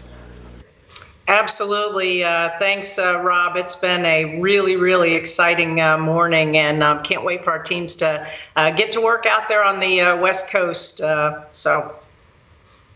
You know, we heard a short time ago from Melissa Jones from the deck of the USS Portland. How complicated has been the development of this recovery operation that your team is executing as we speak? Well, it's pretty complicated, but you know, our teams make it look easy. I will start out by saying, or giving, I should say, a big shout out to really Vanessa and her flight ops team and the whole Orion team to deliver an amazing mission, bringing us down through Splashdown. But now it's over to Melissa and her team, and she's done an incredible amount of work to get to this point. You know, what we do at NASA, it really is all about collaborations, and the collaborations that we've had with the Department of Defense in particular over the past many years, their hard work and their dedication as they went through a great deal of planning, hardware development and processes, and a lot of practicing to get to this point and make it look easy. You know, that capsule sitting out there on the ocean, it looks very similar to the Apollo capsule, but it's actually about 30% larger. And so the complexity of recovering that larger vehicle is a little bit more. But Melissa and her team have been practicing, you know, their latest underway recovery test. They completed, it was the 9th one, and they completed that last November 21st of last year, 2021. So they're ready. watching these teams precisely perform these recovery operations is amazing. And so I think we're going to have a really, really great day. I'm going to be traveling to San Diego to watch the ship come in port in a couple days. So I look forward to seeing that capsule on board the well-deck ship. Janet, there's a lot of work to be done before Artemis II, but the first milestone here will be getting the vehicle back to your center in Florida for a detailed inspection and detailed analysis. What's the basic timeline for all of that work? Yeah, so Splashdown today is really the beginning of the journey back to KSC. So as I mentioned, I'll be there in San Diego when the ship comes into port in a couple of days, and then Orion will then be loaded onto a truck and transported back to the Kennedy Space Center, and that's going to take a couple of days because of road-related conditions. You know, the Orion will still have some residual hazardous waste on it, and of course, planning the roadways as it gets trucked back to the Kennedy Space Center takes some careful navigation. So by the end of this month, the end of December, we expect to have Orion coming back onto our center. We think that's going to be a really great Christmas present for us here at the Kennedy Space Center. And it'll go right into our multi-payload processing facility for its post-flight assessment. And that's where the remaining residual hazardous fluids will be removed from it. And then just after the new year, the teams will be opening up the hatch of the Orion, and then once that's complete, I think Rob, you called it the moment of truth. They'll remove that heat shield and begin a really detailed inspection and assessment of how that heat shield performed during its reentry and recovery operation. So we're really looking forward. I know the whole team's really looking forward to see how that assessment comes out. And then after that, it's Orion's journey is not done. It'll be making its way up to the Glenn Research Center, where it will be doing some acoustic and further environmental testing up at that center. So journey isn't over. It's just kind of making its way here on the terrestrial path back. So thanks. Janet Petro, the director of the Kennedy Space Center, joining us here today. Congratulations, Janet, and thanks so much for being with us. Thank you, Rob. It's a great capstone to our 60th diamond anniversary to have Splashdown, successful Splashdown. So take care. Thanks, Rob. Thank you again, Janet Petro, the director of the Kennedy Space Center, joining us today. Orion safely upright and stable 1 as the Navy and Exploration Ground Systems team continue to approach the vehicle in the first of a multi-hour choreography that will bring the vehicle into the well deck of the USS Portland. On the deck of the USS Portland right now is Darrell Nail, who has NASA astronaut Shannon Walker with him once again, post-splashdown this time. Darrell, how are things going out there? Rob, we've got a front row seat to this operation. As you can see behind me, Shannon Walker, as you mentioned, NASA astronaut, joining me with this incredible view as we watch that capsule floating in the Pacific Ocean just 100 miles off of Baja, Mexico. We have an MH-60 Nighthawk helicopter encircling it, and the Navy boats in the water. First of all, Shannon, how about this view? It is amazing view and so exciting to see the Orion capsule back on Earth. That is a human-rated capsule that went around the moon and returned and is now in the Pacific Ocean. As an astronaut, what kind of thoughts do you have seeing a moment like this? Well, it's actually really emotional to see something like this, knowing that the next time we're going to have people on that capsule, or the second Orion capsule. It's pretty amazing that we're going to be able to go back to the moon soon. Incredible indeed. And as we look at, let's paint the picture for the audience as we look out at this operation. Currently in a moment where we are pausing for ammonia boil-off. That's the cooling that the Orion crew module uses to keep the astronauts cool inside the cabin as they wait to be taken out of the capsule. There's none in this one, but this would be a period in which that would happen. You can see the Navy boats. They are roughly outside of 120 yards from the capsule. They have equipment that will sniff out any hazardous gases near the Orion. And so they are holding in position until that ammonia boil-off happens. And then also in your view, you can see the MH60 circling back around. It is leaning so the photographers inside and a high-resolution camera mounted on the side can get imagery of the capsule fresh from space. And my question to you, Shannon, is as we watch this continue to wait and for the Navy divers to get closer, thoughts of Artemis 2 now come to mind. You've heard folks have been talking about it. Rob has been discussing it with many of the leadership around NASA. People want to know, well, who are the astronauts going to be for Astronaut 2? Yeah. So, any idea? That is the question. No, I have no idea. Once we get this capsule back, we'll look it over and we'll be able to determine when Artemis 2 will actually be able to launch. And once we know that launch date, we'll figure out the right time to name the crew based on the training flow.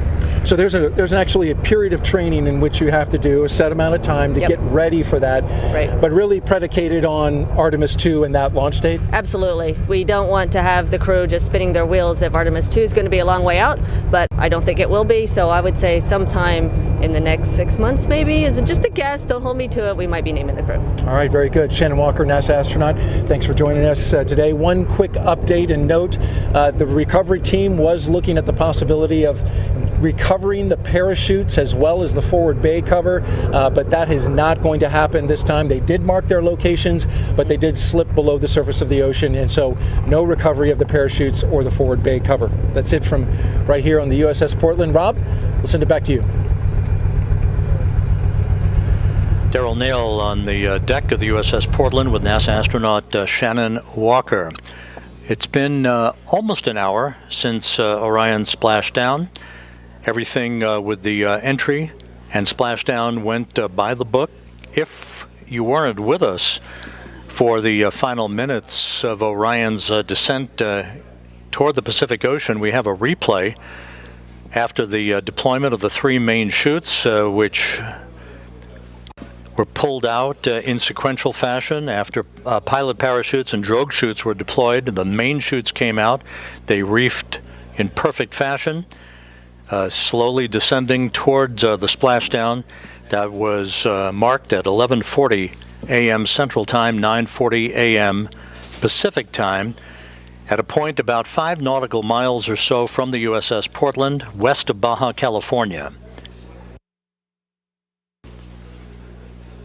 Orion entered the Earth's atmosphere traveling 25 times the speed of sound.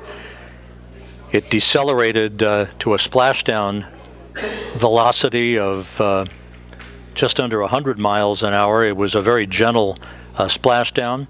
For Orion, all of its entry milestones were performed in perfect fashion. 2 blackout periods in which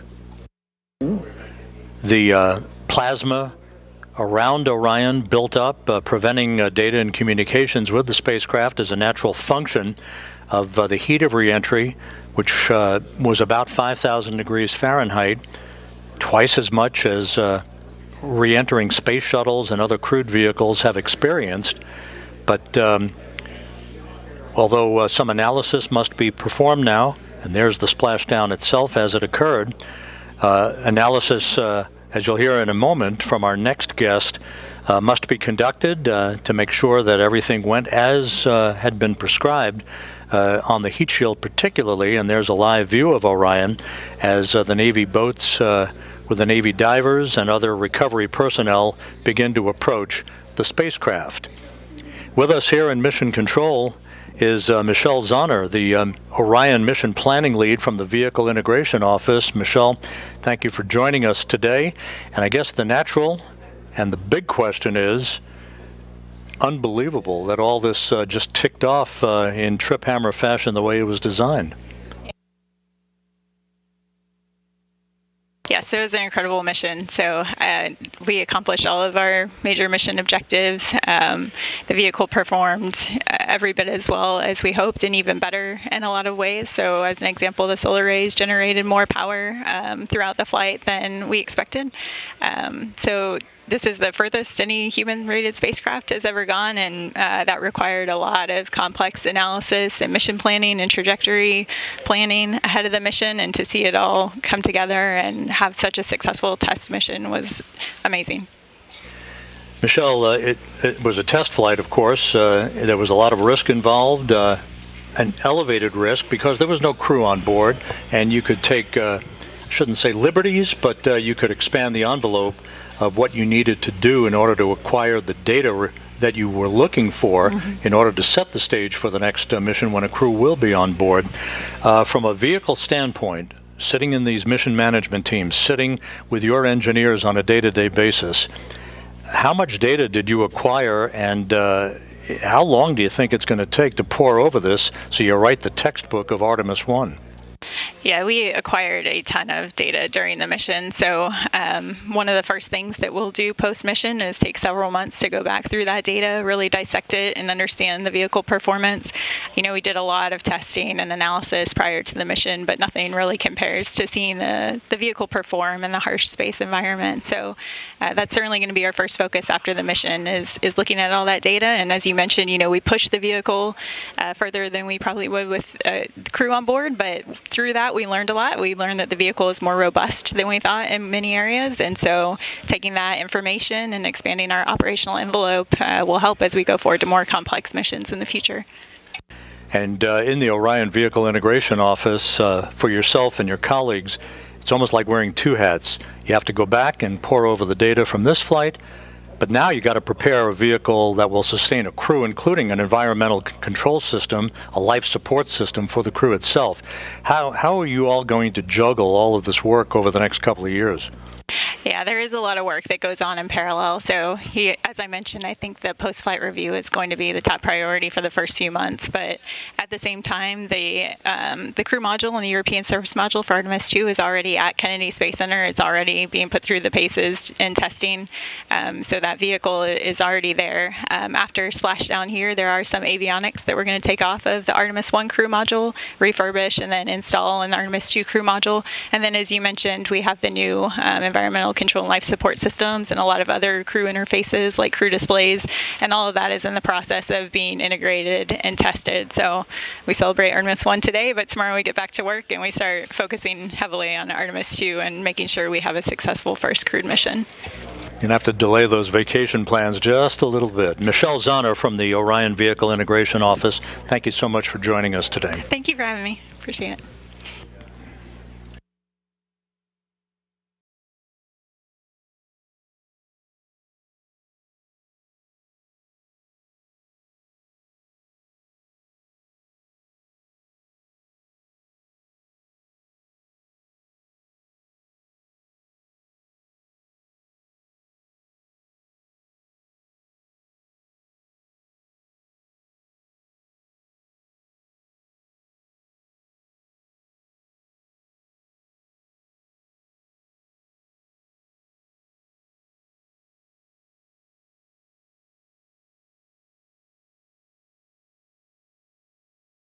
Back here in Mission Control, about an hour and 2 minutes now since the splashdown of Orion. Just about 5 nautical miles away from the USS Portland, which is approaching the vehicle, as well as Navy recovery teams. Back on the USS Portland, Daryl Nail from the Kennedy Space Center with the Exploration Ground Systems folks is with Captain John Ryan, the commanding officer of the vessel. Daryl? Thanks, Rob, and Captain John Ryan here. Thanks for making the time to come and join us from off the bridge. Absolutely. Appreciate you being here. So far, this has been pretty amazing in terms of the completion of the mission. From your vantage point, how did you see it, and what are you seeing now? Right now we have the orbital is in the water.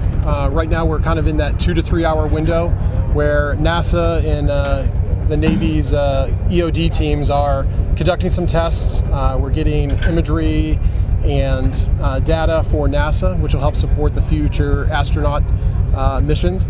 And from perspective, honestly, I think this is one of the coolest things I've ever gotten to do. I've been in the Navy 23 years. I've done a lot of missions and I've been all over the world, but to be part of this NASA mission today is probably one of the coolest things I've ever been part of. That's impressive, and that says a lot. As we look just behind us, Captain Ryan, and we see the operation currently in a moment of pause where they're waiting for the capsule to vent off the rest of its ammonia using its cooling system. We can see the Navy boats in the water. Currently, you've got the ship on a course heading going around this operation. What has been your instruction to your team commanding the ship?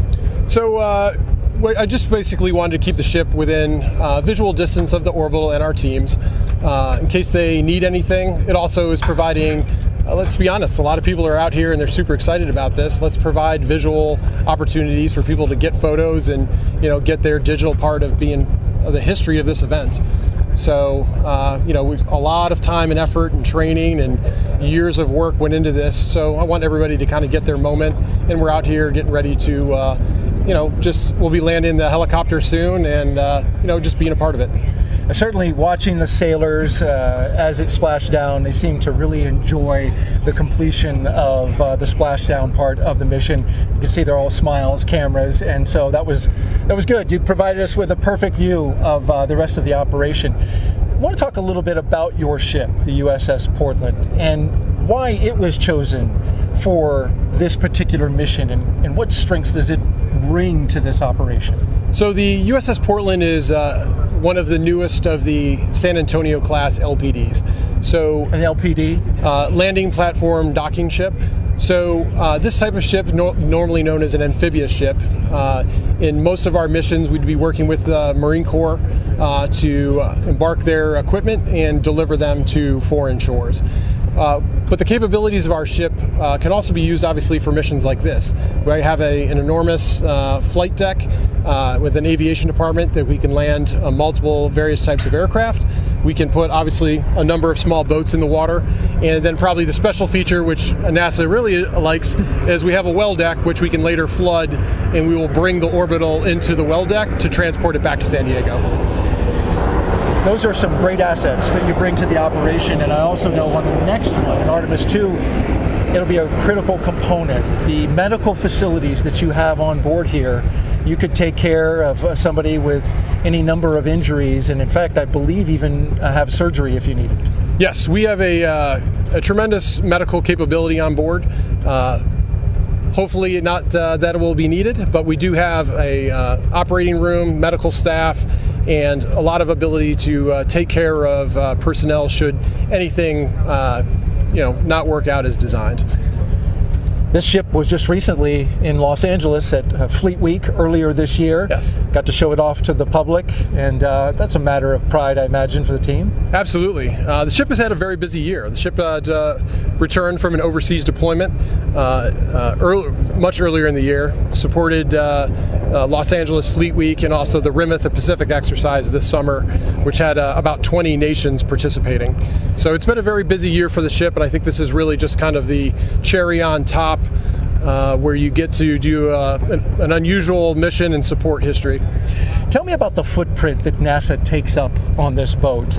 I'm sure I haven't seen all of it. I've seen a lot of it, the well deck, certainly the equipment that we have running on the various decks outside and inside. It's pretty sizable. Yes, this is a very good sized ship. We have plenty of room. NASA has about 150 engineers and various entities on board, which we have plenty of room for. This ship would normally deploy with upwards of 600 Marines on board, so NASA's footprint really isn't too bad. It's well within our capabilities. Well, there's been plenty of room, and you've been a tremendous host to us, and so thank you, Captain John Ryan, for having us and for successfully bringing us to this part and this moment of the operation. It's been an honor to support the NASA engineers and to be out there and be part of this. Thank you very much. Thank you. Captain John Ryan, the commanding officer of the USS Portland. And as we push out our view here in the Pacific Ocean, just 100 miles off the Baja Peninsula, you can see Orion now as a silhouette, still floating, the Orion Command Module with its CMIS bags. Those are the uprighting bags, fully deployed. It's in a stable condition. And to the right of that, you see the first Navy boat. That's a rigid hull boat. That one is the one that's going to get a little closer and provide a stabilizing tow line once it's been determined that the Navy boats can get a little closer. As we pan just to the right of that, you will see the remaining 4 boats. 2 of those boats are inflatable boats with Navy sailors aboard. Those Navy sailors will put hands on the capsule and secure it with ropes. They will then maneuver to bring that capsule to the rear of the USS Portland. The Portland will then throw out a more than 1,000-foot rope and then several 400-foot ropes. And that long rope will then attach to the capsule. It'll connect up and then begin pulling the Orion in. Now, this is a very complex operation. And think about this. That capsule does not have a keel, so it's a smooth bottom, 16.5 feet in diameter. So when it is pulled, it doesn't track in the water very well. So what has to happen is there are ropes attached to 4 points around the capsule that help stabilize it. Navy sailors, a team on each of the 4 ropes, and then on a 5th rope will be the winch. And that winch will apply enough pressure required, enough pulling force to bring that capsule into the well deck of the ship. At the moment, as we've been telling you, we are currently standing by awaiting ammonia boil-off. This is the coolant that's provided on the Orion capsule. It keeps the astronauts, should there, once they eventually go into the capsule and go on missions to the moon. Currently, no astronauts in this capsule, but we've got to vent off the ammonia nonetheless. The allotted time for that is 2 hours. And so we are just 1 hour and 10 minutes into that waiting period. And then once it's clear, you'll see those Navy boats get closer. But currently we are still standing by, waiting for the completion of ammonia boil-off. That's it, live from the deck of the USS Portland. Of course, we'll have more interviews for you as we go along. But for now, send it back to Rob Navius in Houston. Thank you, Daryl. Looks like a beautiful day out there west of Baja, California. A lot of smiles here in Mission Control in Houston. We're about an hour and 11 minutes since the splashdown of Orion to wrap up its 25.5-day mission. Integral into the flight of Orion was the performance of the European service module that functioned perfectly to take Orion out of Earth orbit on its way to the moon, and did everything it was asked to do throughout the course of the flight. And joining us is Philippe Delou, who's the Orion European Service Module Program Manager from the European Space Agency. Philippe, congratulations. Thank you for joining us today. Thank you, and good afternoon. Philippe, that service module went through its paces and was spot on every time it was asked to conduct a burn. Everything that it was planned to do was executed perfectly. Your thoughts on this mission? Well, I have to say that I'm the happiest man in the world at the moment with the successful performance of the service module. She did what she was supposed to do, and even better. So it's a wonderful mission. I couldn't have dreamt more.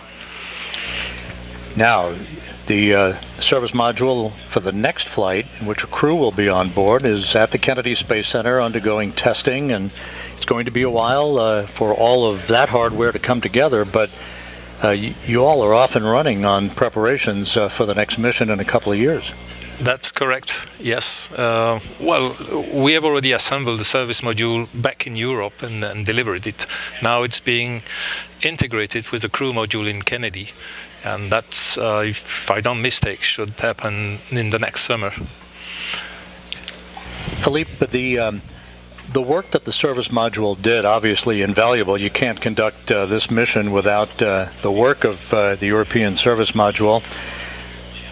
What kind of process was involved in getting to the point where the design of this mission the requirements that the service module was asked to perform, and then ultimately conducted over the last 4 weeks.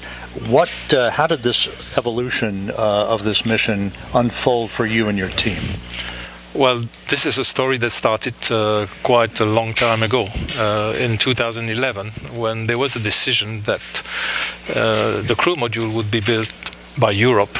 So there's been a long process into setting up the requirements, proposing a design, discussing the design, also involving NASA, and agreeing on what should be the final design, take up the challenges which are associated with the design, eventually build the hardware, integrate it, and then preparing for the mission.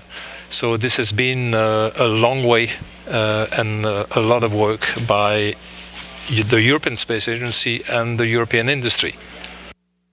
And you know, down the hall where the International Space Station is controlled out of, ESA is a frequent flyer to the International Space Station, and the international partnership, of which ESA is such a critical contributor, is so valuable to human spaceflight now and in the years ahead. Talk a little bit about that. That's clear. I mean, going to explore deep space is a challenge, is a big challenge. And we need all the excellence over the world in order to tackle that challenge and make it sustainable. Going there once, yes, is doable, but in order to go there on a regular basis and for a sustainable exploration of what is out there, first on the moon, then Mars, and then beyond, this will require all the forces and skills of the engineer around the world, and that's with ESA and NASA. We have started that process with the Artemis program. Philippe Delou, a little moment perhaps to sample some bubbly to celebrate this moment, but a lot of hard work ahead, and thank you so much for being with us today. You're welcome. It was my pleasure. Philippe Delou, the European Service Module Program Manager, joining us here in Mission Control. Thank you, Philippe. You're welcome.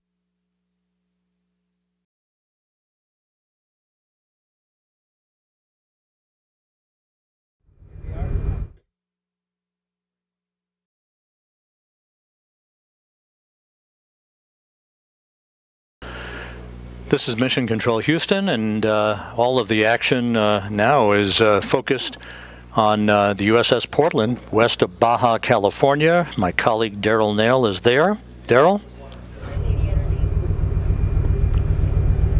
Rob, thank you. Yep, we're here on the deck of the USS Portland, just 100 miles off the coast of Baja, Mexico, and I'm joined by Valerie Vinchulo. She is the General Dynamics Applied Physical Sciences Senior Engineer. Thanks for being here. Yes, of course. Great. So Valerie has some fresh information and analysis that she's been doing as it pertains to this operation, bringing the Orion command module into the well deck of the USS Portland.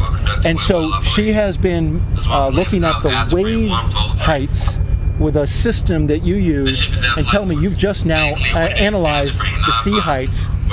What kind of sea heights are we dealing with, and what does that mean for the recovery of the Orion capsule out there in the ocean right now? Yes, so we have two wave monitoring systems, two radars on board the ship. So we're monitoring the waves, measuring the Doppler velocity of the waves in the vicinity of the ship. So from that, we're able to get the significant wave height and where the direction of the waves are coming from along with the period. So right now we're seeing about 4 to 5 feet of waves at about 13 seconds from north-northwest. So with that information, we're able to provide a recovery heading for the ship that'll optimize, minimizing the motion in the well deck. So we're really trying to minimize that sloshing and bore wave in the well deck. And that's a key point right there, Valerie. Of course, as I don't know if you could tell at home, but we're on the ship deck leaning back and forth to those 4 to 5 foot waves that we're dealing with out there in the ocean right now. So imagine Orion bobbing out there in the ocean, coming into a well deck where those waves come into the well deck. So what has been your recommendation to the team about how to deal with these waves as they bring that capsule close? Right, so right now we're recommending a recovery course of 320 to kind of mitigate that motion. So we're kind of looking at the roll of the ship to minimize that sloshing wave, and the course of 320 is looking like the best for that recovery. That will give us a little bit of a bore wave that we're going to experience, but it's something that we think we can deal with, and we're looking forward to the recovery. This is important because, of course, inside the well deck, I've heard it explained that once those waves come in, and then the ship, as it's moving about, creates a big wave pool inside. Yes, yeah. That's not good for a spacecraft that you're trying to stabilize. No, you don't. You really want to minimize those motions to the best of our ability, and in doing so, we're just looking at everything out there, all the waves, what we're dealing with, and we have hydrodynamic ship models of the ship and of the well deck, so we're running through all of our models live, taking the live radar data, and just trying to provide the best information available here. And so when they have that information, what is your role after you've given? Do you continue to monitor? Are you active? Yes, we're constantly monitoring and running the system. We're always recording data to analyze later, so constantly doing that. And we'll provide little tweaks and updates, as we get closer. But once they've started flooding, we're really on that course. So we'll just keep monitoring what's going on. Those two radars on the ship, where are they located, and what frequency are they using? So they're located on the 05, and it's an X-band radar, and over here on the 04, so we have two, and that gives us, putting them both together, gives us a full 360 degrees, which is what you want. You want to be able to see all the waves around the ship, and they're actually an X-band radar that's been vertically polarized, so we can see the Doppler velocity as it's coming in to calculate that wave height and the swells and the wind waves in the direction they're coming in. That's high-tech stuff. I mean, it's, you've got Doppler radar. Many people may be familiar with how that helps with weather, telling our audience and weather people where the weather is, where the storm clouds are, but it literally can map out in 3 dimensions the waves around the ship. Yes, yeah, so we're looking, a lot of X-band radars, they're looking for targets, right? Another ship, avoidance, but we've polarized our radars to try to look at the waves, and just what other people might consider noise is what we want to capture. That's interesting. It's just the opposite of what it's typically used for. Yep. Well, Valerie, last question I want to ask you. You've been on the ship since we departed San Diego on Wednesday. Yes. It's been a long journey to get to this point, this weather alternate spot where the seas are much lower. They're now 12 feet or so off of San Diego, so this is certainly something you probably appreciate. Yes, yes. But let me ask you about that operation and looking out there and seeing that space capsule in the water. What was like that for you watching? Oh my gosh, it was amazing. It's something I will probably remember the rest of my life. Hearing that sonic boom and then seeing the chutes, oh my gosh, it was incredible. Valerie Minchullo, thank you so much for joining us. Yeah, thank you for having me here. All right, Rob, we'll send it back to you. Thanks, Daryl.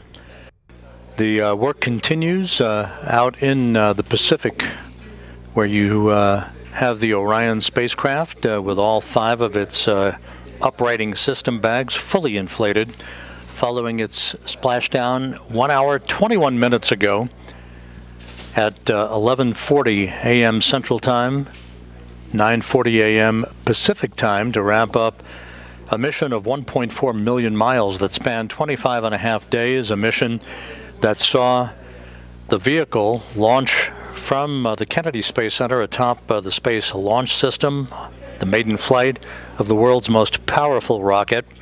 An hour and a half after launch, Orion was sent out of Earth orbit in its translunar injection to begin a voyage out to what is called a distant retrograde orbit, a highly elliptical racetrack-shaped orbit that enabled Orion to be put through its paces for almost a month, gathering all the data that it needed and that the Orion program and mission managers had hoped for, and more. All of the engineering data that will set the tone and answer a lot of the questions that will pave the way for the Artemis II mission, in which a crew will be placed on board the vehicle in a couple of years for a orbital mission around the moon, again in a highly elliptical orbit, a mission that would be about 10 days in length or so. That crew yet to be named, but the pace will pick up after the first of the year in fairly dramatic fashion as the work continues to prepare the Space Launch System, the next Space Launch System rocket, and the Artemis II Orion vehicle to support a crew during its mission around the moon and back to Earth. In the meantime, a number of test objectives are still underway for the vehicle, most notably characterizing the thermal environment of the Orion spacecraft itself.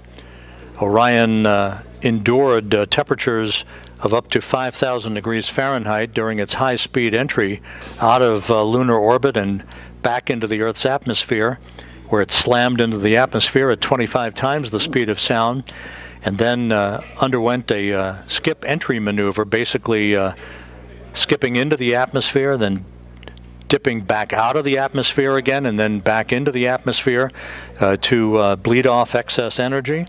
An important maneuver that was designed and executed to perfection to bleed off excess inertia and to gain data on how we can better bring in multiple splashdown sites if required in the Pacific for future crewed missions. All of the chutes were deployed in good shape. The three main chutes deployed as planned. They reefed to their full extent, and Orion gently splashed down. After entering the Earth's atmosphere at 25 times the speed of sound, it splashed down at a meager velocity of just 19 miles an hour. Very gentle splashdown velocity had a crew been on board. And here's a replay of the final seconds for Orion as it descended below a deck of clouds at about 1,700 feet of scattered clouds. That was the final deck. The Spaceflight Meteorology Group had forecast very benign conditions for Orion. It did play out exactly that way as Orion touched down at 11:40 a.m. Central Time, 9:40 a.m. Pacific Time. And there was splashdown. The chutes were cut automatically. The 5 crew module uprighting system inflatable bags inflated with helium gas as planned, and Orion is gently bobbing out with the Navy divers very, very close to the spacecraft.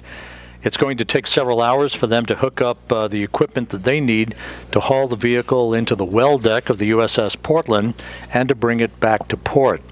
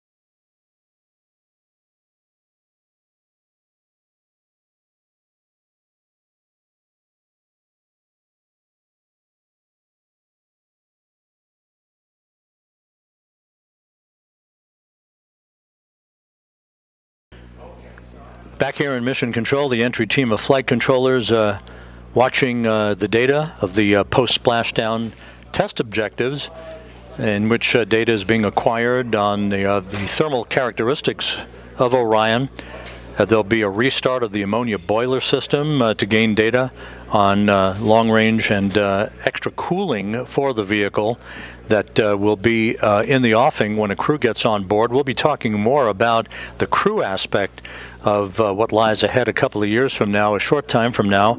But now it is time to go back to what is a very busy place on the USS Portland, and my colleague Daryl Nail. Daryl? Thanks, Rob. Yep, I'm here with Cody Kelly, who is the National Affairs Manager in the Search and Rescue Office at NASA. In terms of your job, we had good visual today of the capsule coming down. We clearly have the visual right now. We can see it in the water. Yes, sir. We know where it is. But that might not always be the case. The capsule may be beyond our visual sight, as well as in Artemis 2, the astronauts. Tell me about what your role is and how you help find out where they are in a situation like that. Yes, sir. My name again, Mike Cody Kelly. I work in our SAR mission office. Basically, we work with all of our federal and international partners to ensure that our spacecraft are interoperable with the Search and Rescue Satellite Aided Tracking System, or the SARSAT system. So today for Artemis 1, we tested out the vehicle tri-band beacon, which was using swept tones for the helicopters that are flying around behind us to be able to locate that spacecraft in kind of what we call the terminal area, which is within about a 1 nautical mile where you can get visuals, as well as the 406 megahertz beacons that were on the capsule, as well as what the astronauts are going to wear on Artemis 2. We were using what's called the SAR Intelligent Terminal, or the SAINT application, which is a system that ties into our ground station at the Goddard Space Flight Center to pull in all of the data from these beacons so that we can see them anywhere in the world. And that's incredibly important, especially when we have crewed missions where we, if we had some kind of emergency abort or some kind of landing, we'd have to be able to get data to our DoD partners extremely fast, even if they're landing internationally. And this is something that we do for all of our human spaceflight programs, but Artemis really has a kind of special place in my heart because all this effort started way back in 2016 with URT-5. So we actually demonstrated some of our advanced technologies on URT-5 and slowly was able to be integrated with the landing and recovery team to provide them that key data on the day of landing and if there was any kind of emergency.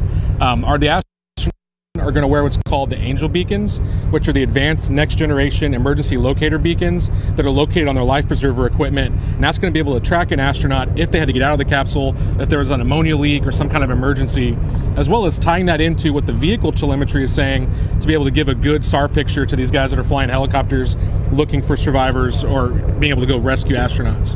And so let's talk a little bit about that further. The astronauts will be wearing GPS, essentially they're GPS locators, right? Exactly, yes, sir. They're beacons.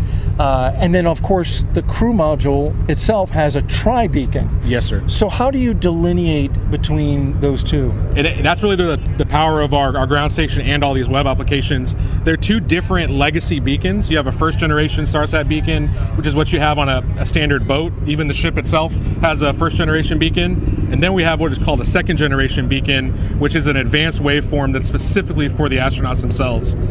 In our application, we're able to actually identify each of those beacon IDs and tie them to a specific crew member so that when they turn it on, we know exactly whose beacon that is and exactly where it's at. And the power behind that is with these emerging technologies, we're able to do this even if we have bad GPS connection or we're really anywhere in the world. And this is the kind of stuff that you can have is if you go to a vendor and buy it for your boat, if you're out hiking, we're using those technologies for civilians for astronaut use and kind of vetting it out here out in the open ocean, knowing that astronauts are really one of our prime customers. So you ran a test today, right? Yes. As this operation was unfolding, the crew module was sending out its beacon, its tri-beacon, but then you also had those Angel beacons for the astronauts. They were what? You put them on the boats, yeah, right? we put them on the ribs or the rigid hulls inflatable boats that are out there tending the capsule, as well as on the fantail of the ship. What we're doing is we're looking to make sure the air crews could delineate between these various beacons if the crew members ever had to get out, as well as looking at the performance of the vehicle tri-band beacon after it's spent almost 2 weeks in space.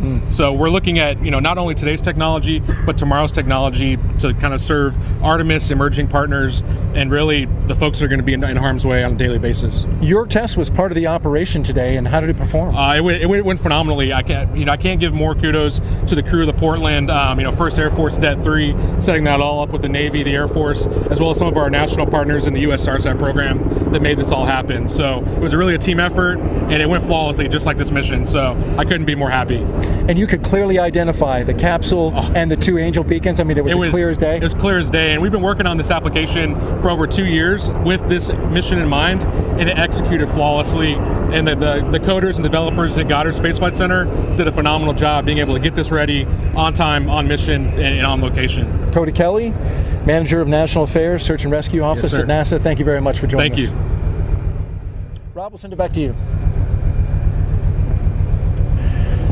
Thanks, Daryl. Great job out there, by the way, throughout the course of the day. A great view of Orion as it sits passively in the fairly calm waters of the Pacific, west of Baja California. With me here, sitting very calmly, veteran astronaut Randy Bresnik. Randy, thanks for joining us today. You have been an integral part of the preparation of not only this mission, but all of the astronaut office activities associated with requirements that will ultimately lead to putting a crew on the next vehicle that will orbit the moon in 2 years.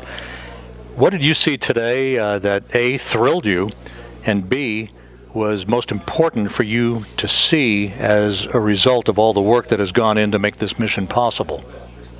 That is a great question, Rob, and thanks for letting me come join you guys this morning.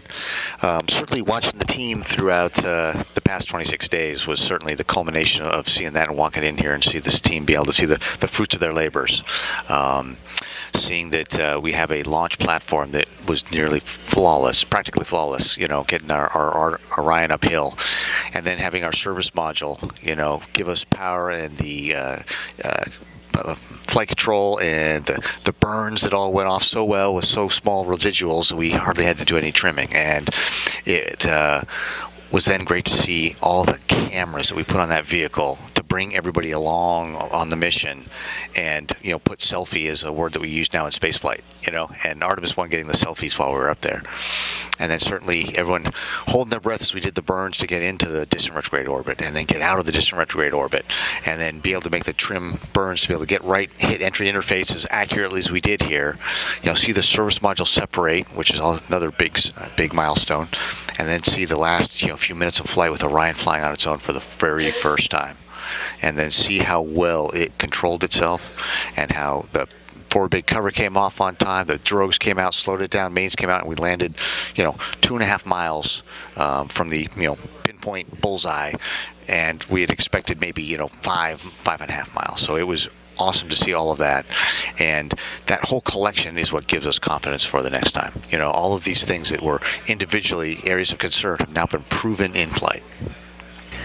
We've talked often during the course of the broadcast today about the fact that this is the 50th anniversary of Apollo 17's landing on the moon. Gene Cernan, Jack Schmitt, past his prologue, as they say.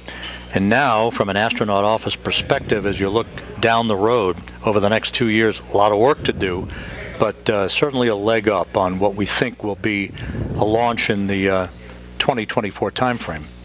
Absolutely. The post-flight data reduction and everything else will be amazing to see in the next few weeks and months. But starting next week, we're right into Artemis 2 continuum processing. We got Artemis 2 crew module and service module sitting there at KSC right now, going through its final, their final assembly. And then we have to do the verification, validation, test out, and make sure everything's working. And things like systems like the ECLIS system, which we didn't have on this. And so the first time that we're flying with that system will be when crew are on board. And so that'll be a really important, thorough checkout here on the deck. Certainly, in the next quarter, ideally assigning the crew to it, so then we can start building their spacesuits, getting them involved in training, and getting them ready to go in that 2-year mark. And hopefully, we will either meet or beat that 2-year mark. And so that'll be exciting to see if we can move that fast to continue the momentum that we got from this flight. And an interesting flight design for Artemis 2, where another highly elliptical orbit around the moon. This is not like your father's Apollo 8, where we simply orbited almost at an equatorial nature, But we're going to be chasing the interim cryogenic propulsion stage as well. Yeah, certainly. When you look at how bold Apollo was, you know, we had never been to the moon. We didn't know we could do it. We planned on having Apollo 7, and we flew that crew module in low Earth orbit. And then Apollo 8, we launched it around the moon, and it stunned the world, and, you know, proved to ourselves, you know, that we could do this. Well, guess what? We're doing that in one mission on Artemis 2. We're doing Apollo 7 and 8 combined. So that is a bold statement and audacious goal for NASA to set. And like you said, the highly elliptical orbit that we launch of in here on Earth, so we can launch out, get into a 24-hour orbit to check out that environmental and life control system, such that we know that we can breathe. We know that the cooling works. We know that all the systems work. Scrub the CO2, take out the humidity, you know, to try the exercise device. So we know that by the time we end that period and we do the translunar injection burn, we know that we're good to go for the next 9 days to be able to get around the moon and come on back.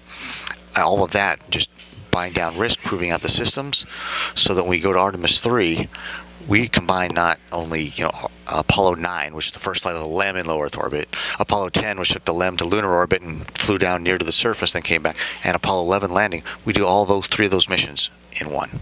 And that is very exciting, very bold, and it has got to be exciting to anybody that's in the space program, is interested in the space program, or the young people out there who are the first future space explorers who will be on those later Artemis missions. Final question, Randy. You know, space is no stranger to you. You've spent quite a bit of time, shuttle flight, long-duration mission on the International Space Station. But if there was a singular image from the last 25 and a half days that sticks with you, that drove it home, that we were going well beyond the Earth, what would that be? It would certainly be the missions where we were on the far part, where we were, you know, 268,000 miles away from Earth, and you saw Earthrise over the moon, and thinking that the next time we take those pictures, that could be with somebody behind the back of the camera, not the vehicle taking it himself.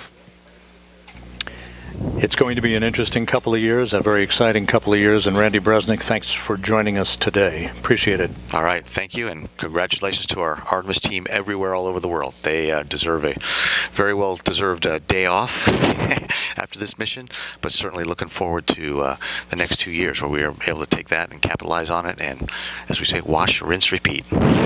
Copy that. Thank you, Randy. Appreciate it.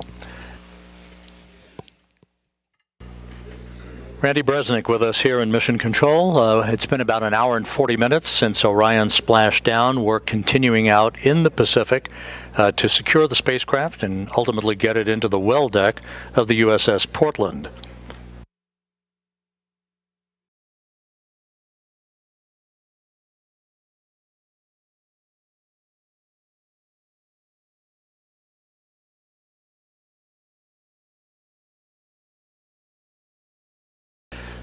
As the team here in Mission Control works through the post-splashdown procedures before they hand the vehicle over to the Exploration Ground Systems recovery team on the USS Portland.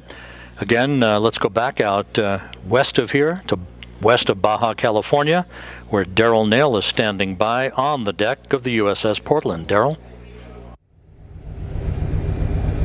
It's simply beautiful out here, Rob, and we've got a perfect view, a front row seat to the Orion splashdown. I want to give you a quick update on the recovery operations. Recovery Director Melissa Jones has decided to go the full 2-hour waiting period for ammonia boil-off, and so that's going to put us at 11:40 a.m. Pacific time for the boats to then close in and get next to the spacecraft and begin sniffing it for any hazardous gases. You can see it just right off the port side of the USS Portland, still in the water. The Navy boats off to the left, they're standing by for that moment, which is in just about 18 minutes from now. They're going to go in and start that procedure. Both helicopters, though, are back on the flight deck as well. Those assets have completed their part of the job. I want to bring in now Jeremy Vanderkam.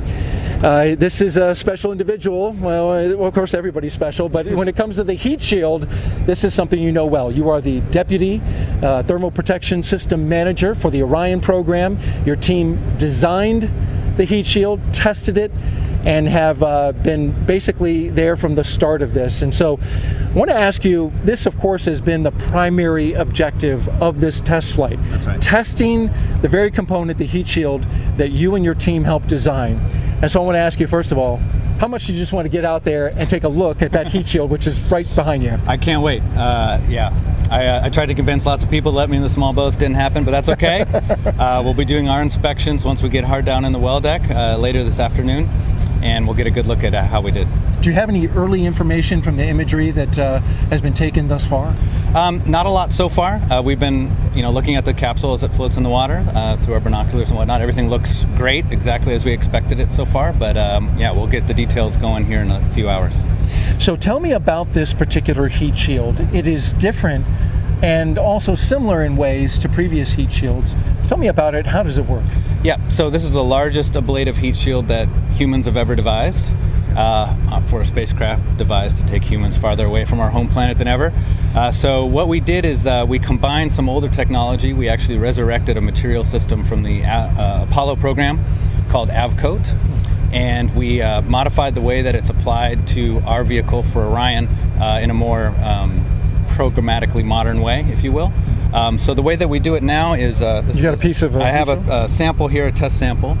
So the brown material in the middle here is our AvCoat material, and we make it in blocks, and we bond those blocks to the base of the Orion spacecraft onto the heat shield there. It looks like wood. Yeah, it does. It does look like wood. It's not. I can assure you. Yeah. And then there are seams between those blocks, which is the red element that you see here. And in this test sample, we've actually applied heat in our test facilities at Ames Research Center in Mountain View, California, to simulate the heat of reentry, to char the surface just as it is on the base of the spacecraft right now. And then what we'll do is when we get the spacecraft back in, we'll go and look at how that heat shield works compared to our test results. And that'll allow us to certify then the heat shield for Artemis 2. You've done a lot of testing on this heat shield, but you were telling me that no matter how much you test it, you can't duplicate what it just went through. That's correct. Yeah, what I'm holding here is about the largest size thing that we can test. And obviously the 5-meter Orion heat shield is much larger, so we have a lot of extrapolation for scale that we have to do.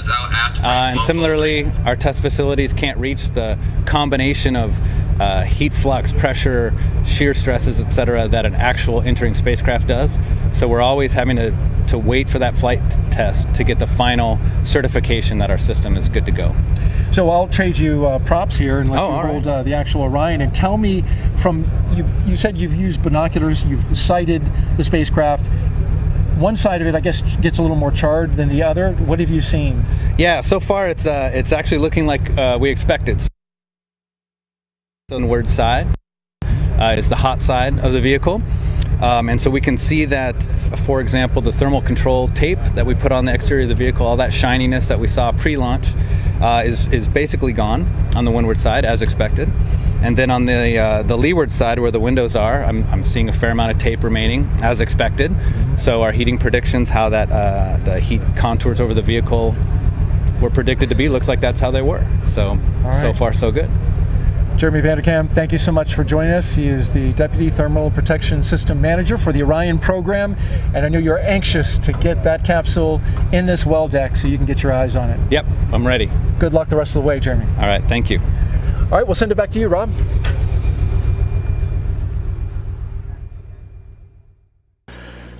Thank you, Daryl. Back here in Mission Control.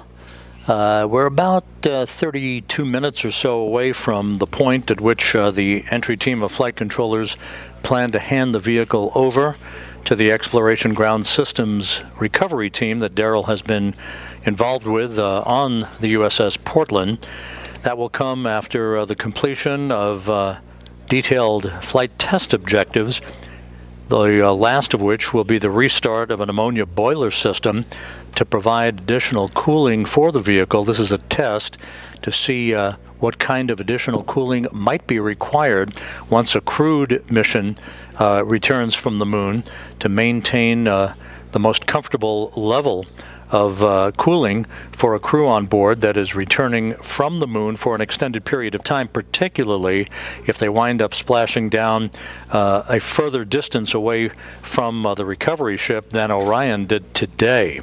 Everything went perfectly during Orion's high-speed entry back into the Earth's atmosphere, and its splashdown and all of the post-splashdown activities that have occurred so far, as we will be continuing our coverage until Judd Freeling, the entry flight director, hands back the vehicle to the Exploration Ground Systems folks out in the Pacific.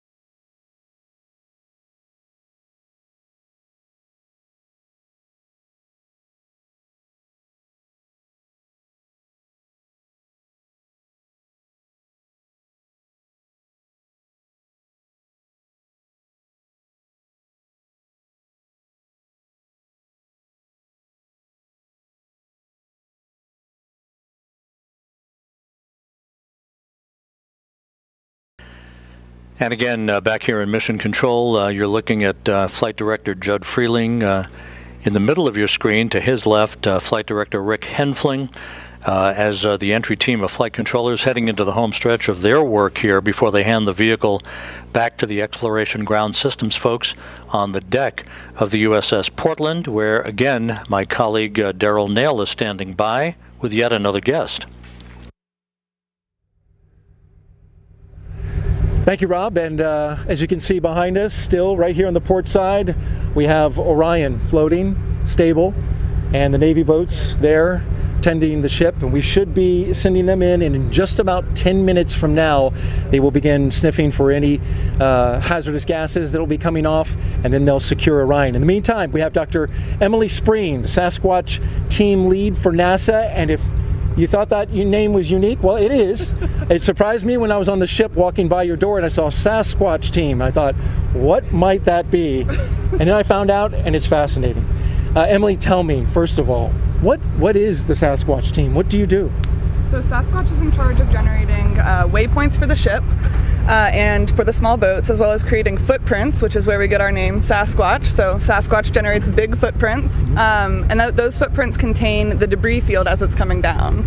And that's used to help position the helos in the air and keep people safe and outside of that debris field as we are, you know, having a spacecraft splash down. Absolutely, and it's really incredible. You were explaining to me, you know, how you calculate these footprints, and just for background, as the Orion comes down and separates out the forward bay cover, which reveals the parachutes, and then there are certain items around that, a sabot, a lid, various pieces are coming out of it, and your team is able to model exactly or approximately where those pieces fall in the water so that assets can get close. How do you figure that out?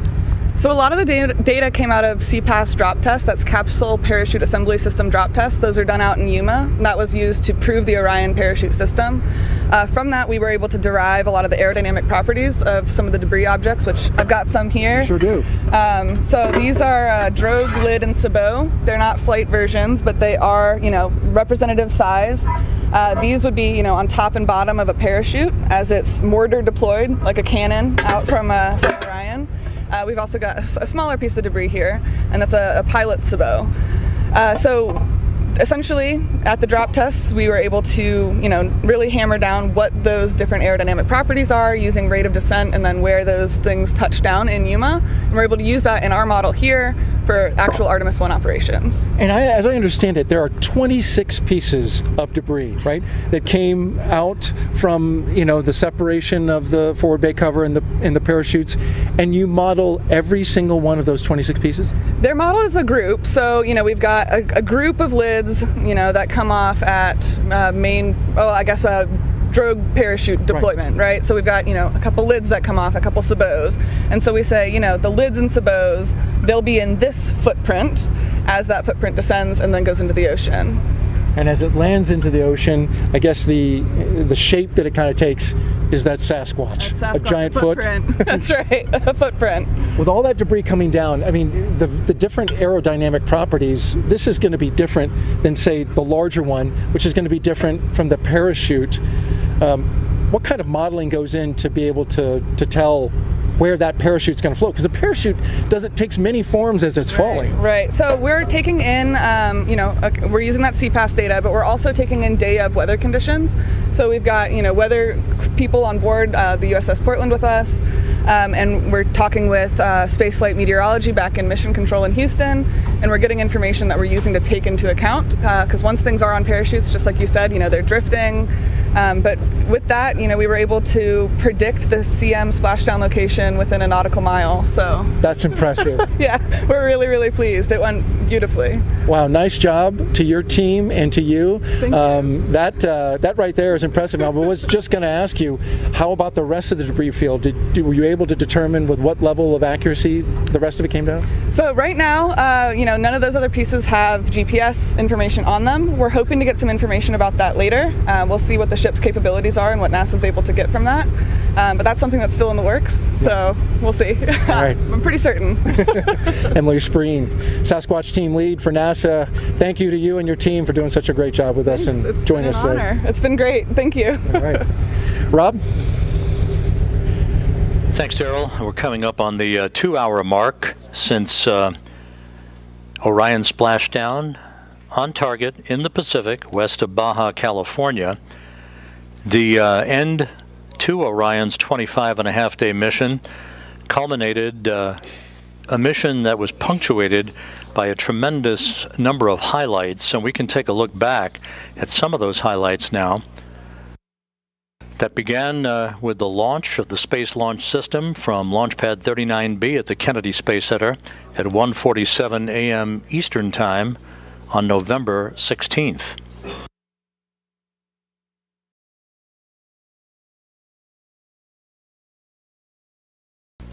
The Space Launch System lifted off, conducted a roll program to place itself on the proper azimuth and the proper trajectory to enter a orbit of the Earth. It would spend the Orion spacecraft itself with its associated European service module and the attached interim cryogenic propulsion stage would spend one orbit in low Earth orbit. And there is the separation of the core stage. The vehicle conducted a translunar injection burn that enabled Orion to break out of low Earth orbit and begin its trajectory toward the moon, and the elliptical orbit, the highly elliptical orbit called the distant retrograde orbit, that provided the time that was required for Orion to acquire data on the space environment and the time required for engineers to test all of its systems and collect as much data as possible in this first test flight that would precede placing a crew on board an Orion spacecraft 2 years from now. This dramatic video of the Earth-Moon transit that took place showed and punctuated the fact that we were pressing away from our home planet to a distance of some 268,000 miles away from Earth, further than any human-rated spacecraft had ever traveled, for a spacecraft designed to return humans to Earth, eclipsing the mark set by the Apollo 13 vehicle back in 1970.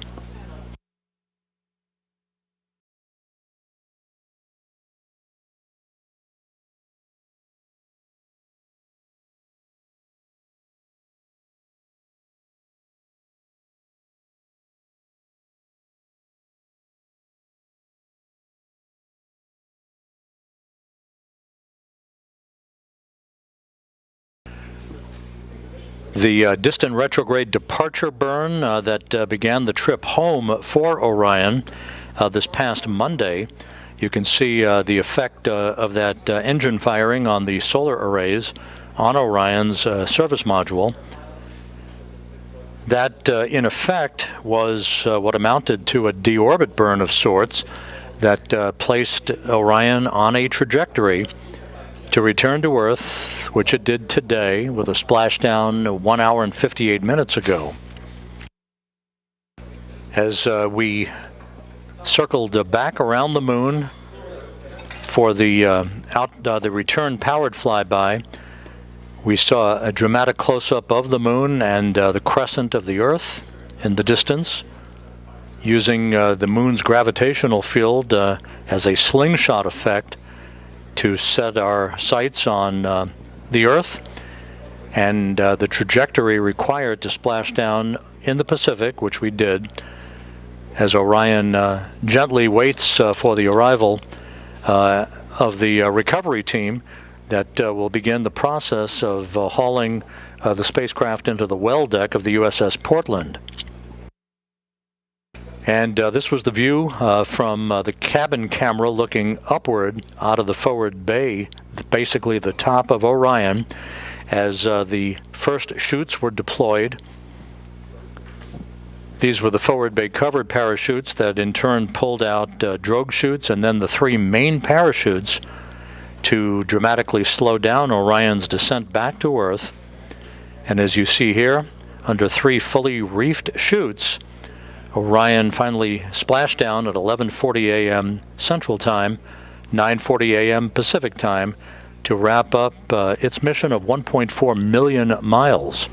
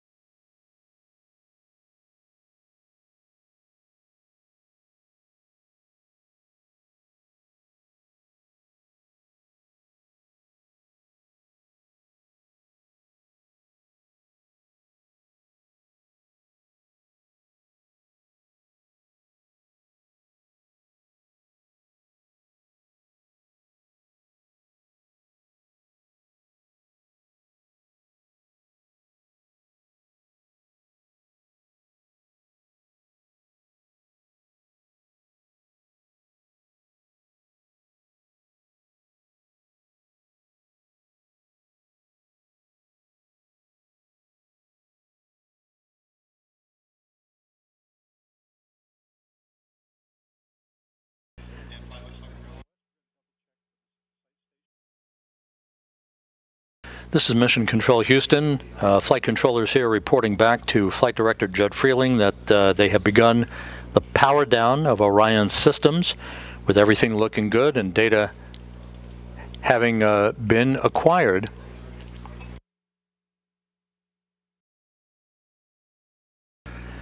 So the post-splashdown test objectives are nearing an end.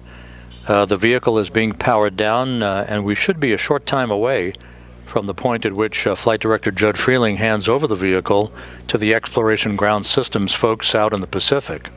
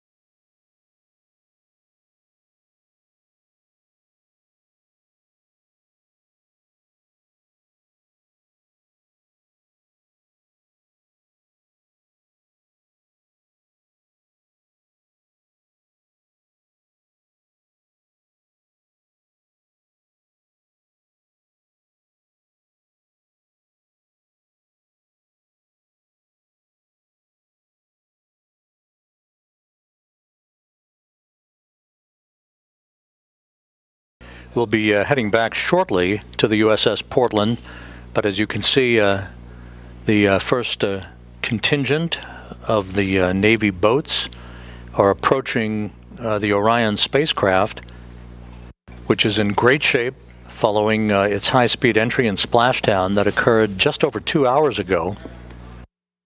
We're just minutes away from handing over the vehicle to the Exploration Ground Systems folks.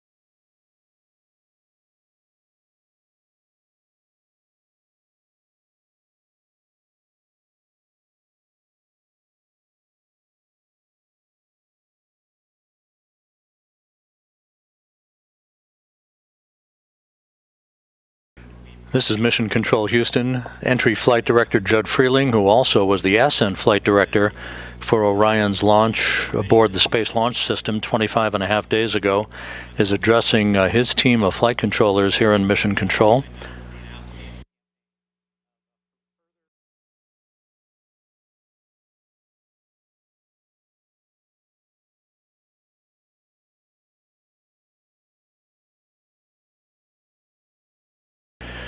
With that, Judd Freeling has handed over the Orion vehicle to a round of applause. The vehicle has now been handed over to the Exploration Ground Systems folks out in the Pacific, where my colleague Daryl Nail is standing by with members of the Navy helicopter team that saw Orion up close and personal about 2 hours ago. Daryl? That's right, Robin. They were the first to see it. They picked up the heat signature as it came above the horizon, and they were the first to have a close-up look of the Orion crew module as it was in the water. I have with me, as you mentioned, 3 Navy pilots with the HSC-23 squadron in the Navy. They were flying the MH-60s, the Nighthawk helicopters. I've got Jacob Naylor, Jackson Cotney, and Gabe Weigelt. Thank you all for being here, and it's great to have you. Thanks for having us. Yeah, thank you. Well, tell me, first of all, this operation, for those who were watching earlier on, we saw your helicopters going around the area almost immediately after splashdown. Tell me about how you were able to do that and then what unfolded for your mission. Yeah, so basically we have a FLIR camera mounted on the front of the helicopter and about 7 NASA personnel in the back. So while they're riding in the back, they're giving us azimuth and elevation angles to take a look at, and basically right away, even earlier than we expected, we picked up the capsule coming in. And so us 3 were the backup aircraft pilots, but we did hear it come over the radio that they had it captured right away. They have basically a FLIR that uses infrared, so it's seeing that how hot that capsule is coming down. They caught it a whole way down, which was exactly what we needed for that engineering data. Easy to lock in on, right? At 5,000 degrees Fahrenheit, the bottom of the heat shield, that FLIR was just almost instantaneous as soon as that thing came above the horizon. Then you began capturing imagery, and we watched as the helicopters circled, and sometimes they were doing some pretty nice banks around the Orion crew module. What was that about, Jackson? Why did they take that path around Orion? Yeah, so the second part of the mission was to get a hazard analysis of the capsule, and then just engineering level fidelity data, like imagery from some of the photographers on board. And then we had another helicopter up that was testing out the new Angel beacon that the crews are going to wear eventually when the capsule does come down. So that all deals with our primary mission set of search and rescue, which is what we're hoping to do in Artemis 2, is to actually pull the astronauts from the capsule via the hoist. Right. And so you guys were also using data from the Sasquatch team. We just interviewed them and heard about the great work that they did in predicting where that debris field would be coming down, 26 different pieces as the crew module was getting its parachutes out and everything. Using that data, how accurate was it for you, and how did it help you fly around the area?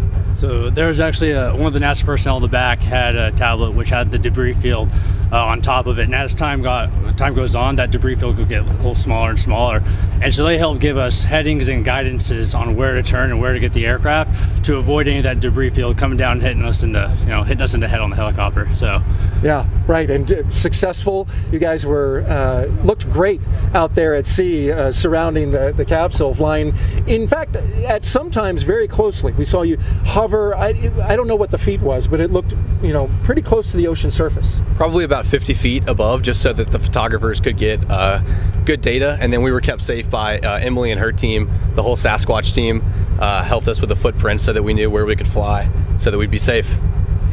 Where does this rank for you guys in terms of your mission? I mean, you're young fellows, so you don't have your call signs yet, which eventually you'll get that. But being a part of this mission, it's very different, right? The civilian nature, where most DoD missions are not of that nature. So, where does it rank in terms of you? What kind of what was it like for you? It's absolutely amazing, and certainly a career highlight for us up until this point. Yeah, we were still just in the backup aircraft, but just being able to just support these awesome pilots that were out there with us. We had Therapist and Ripper and Stapler and James. All of them did such a great job. So we're just really excited that this is both exciting for us and kind of plants that seed to be exciting for everyone else watching, and excited for the next mission with astronauts in it. So.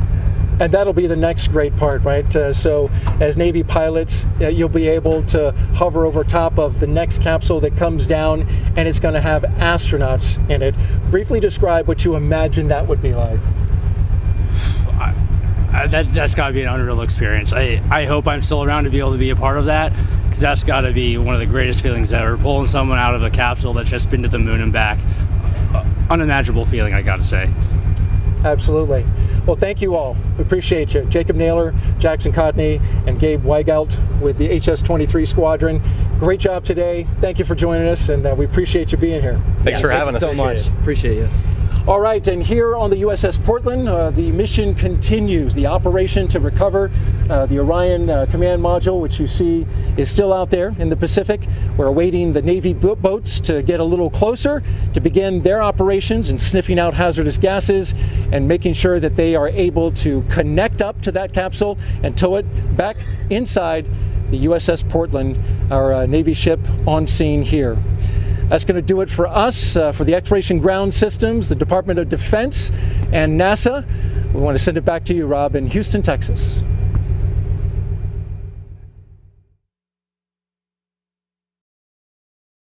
Thank you, Daryl, and magnificent job out there on the USS Portland, and the work is just beginning out there, as you heard.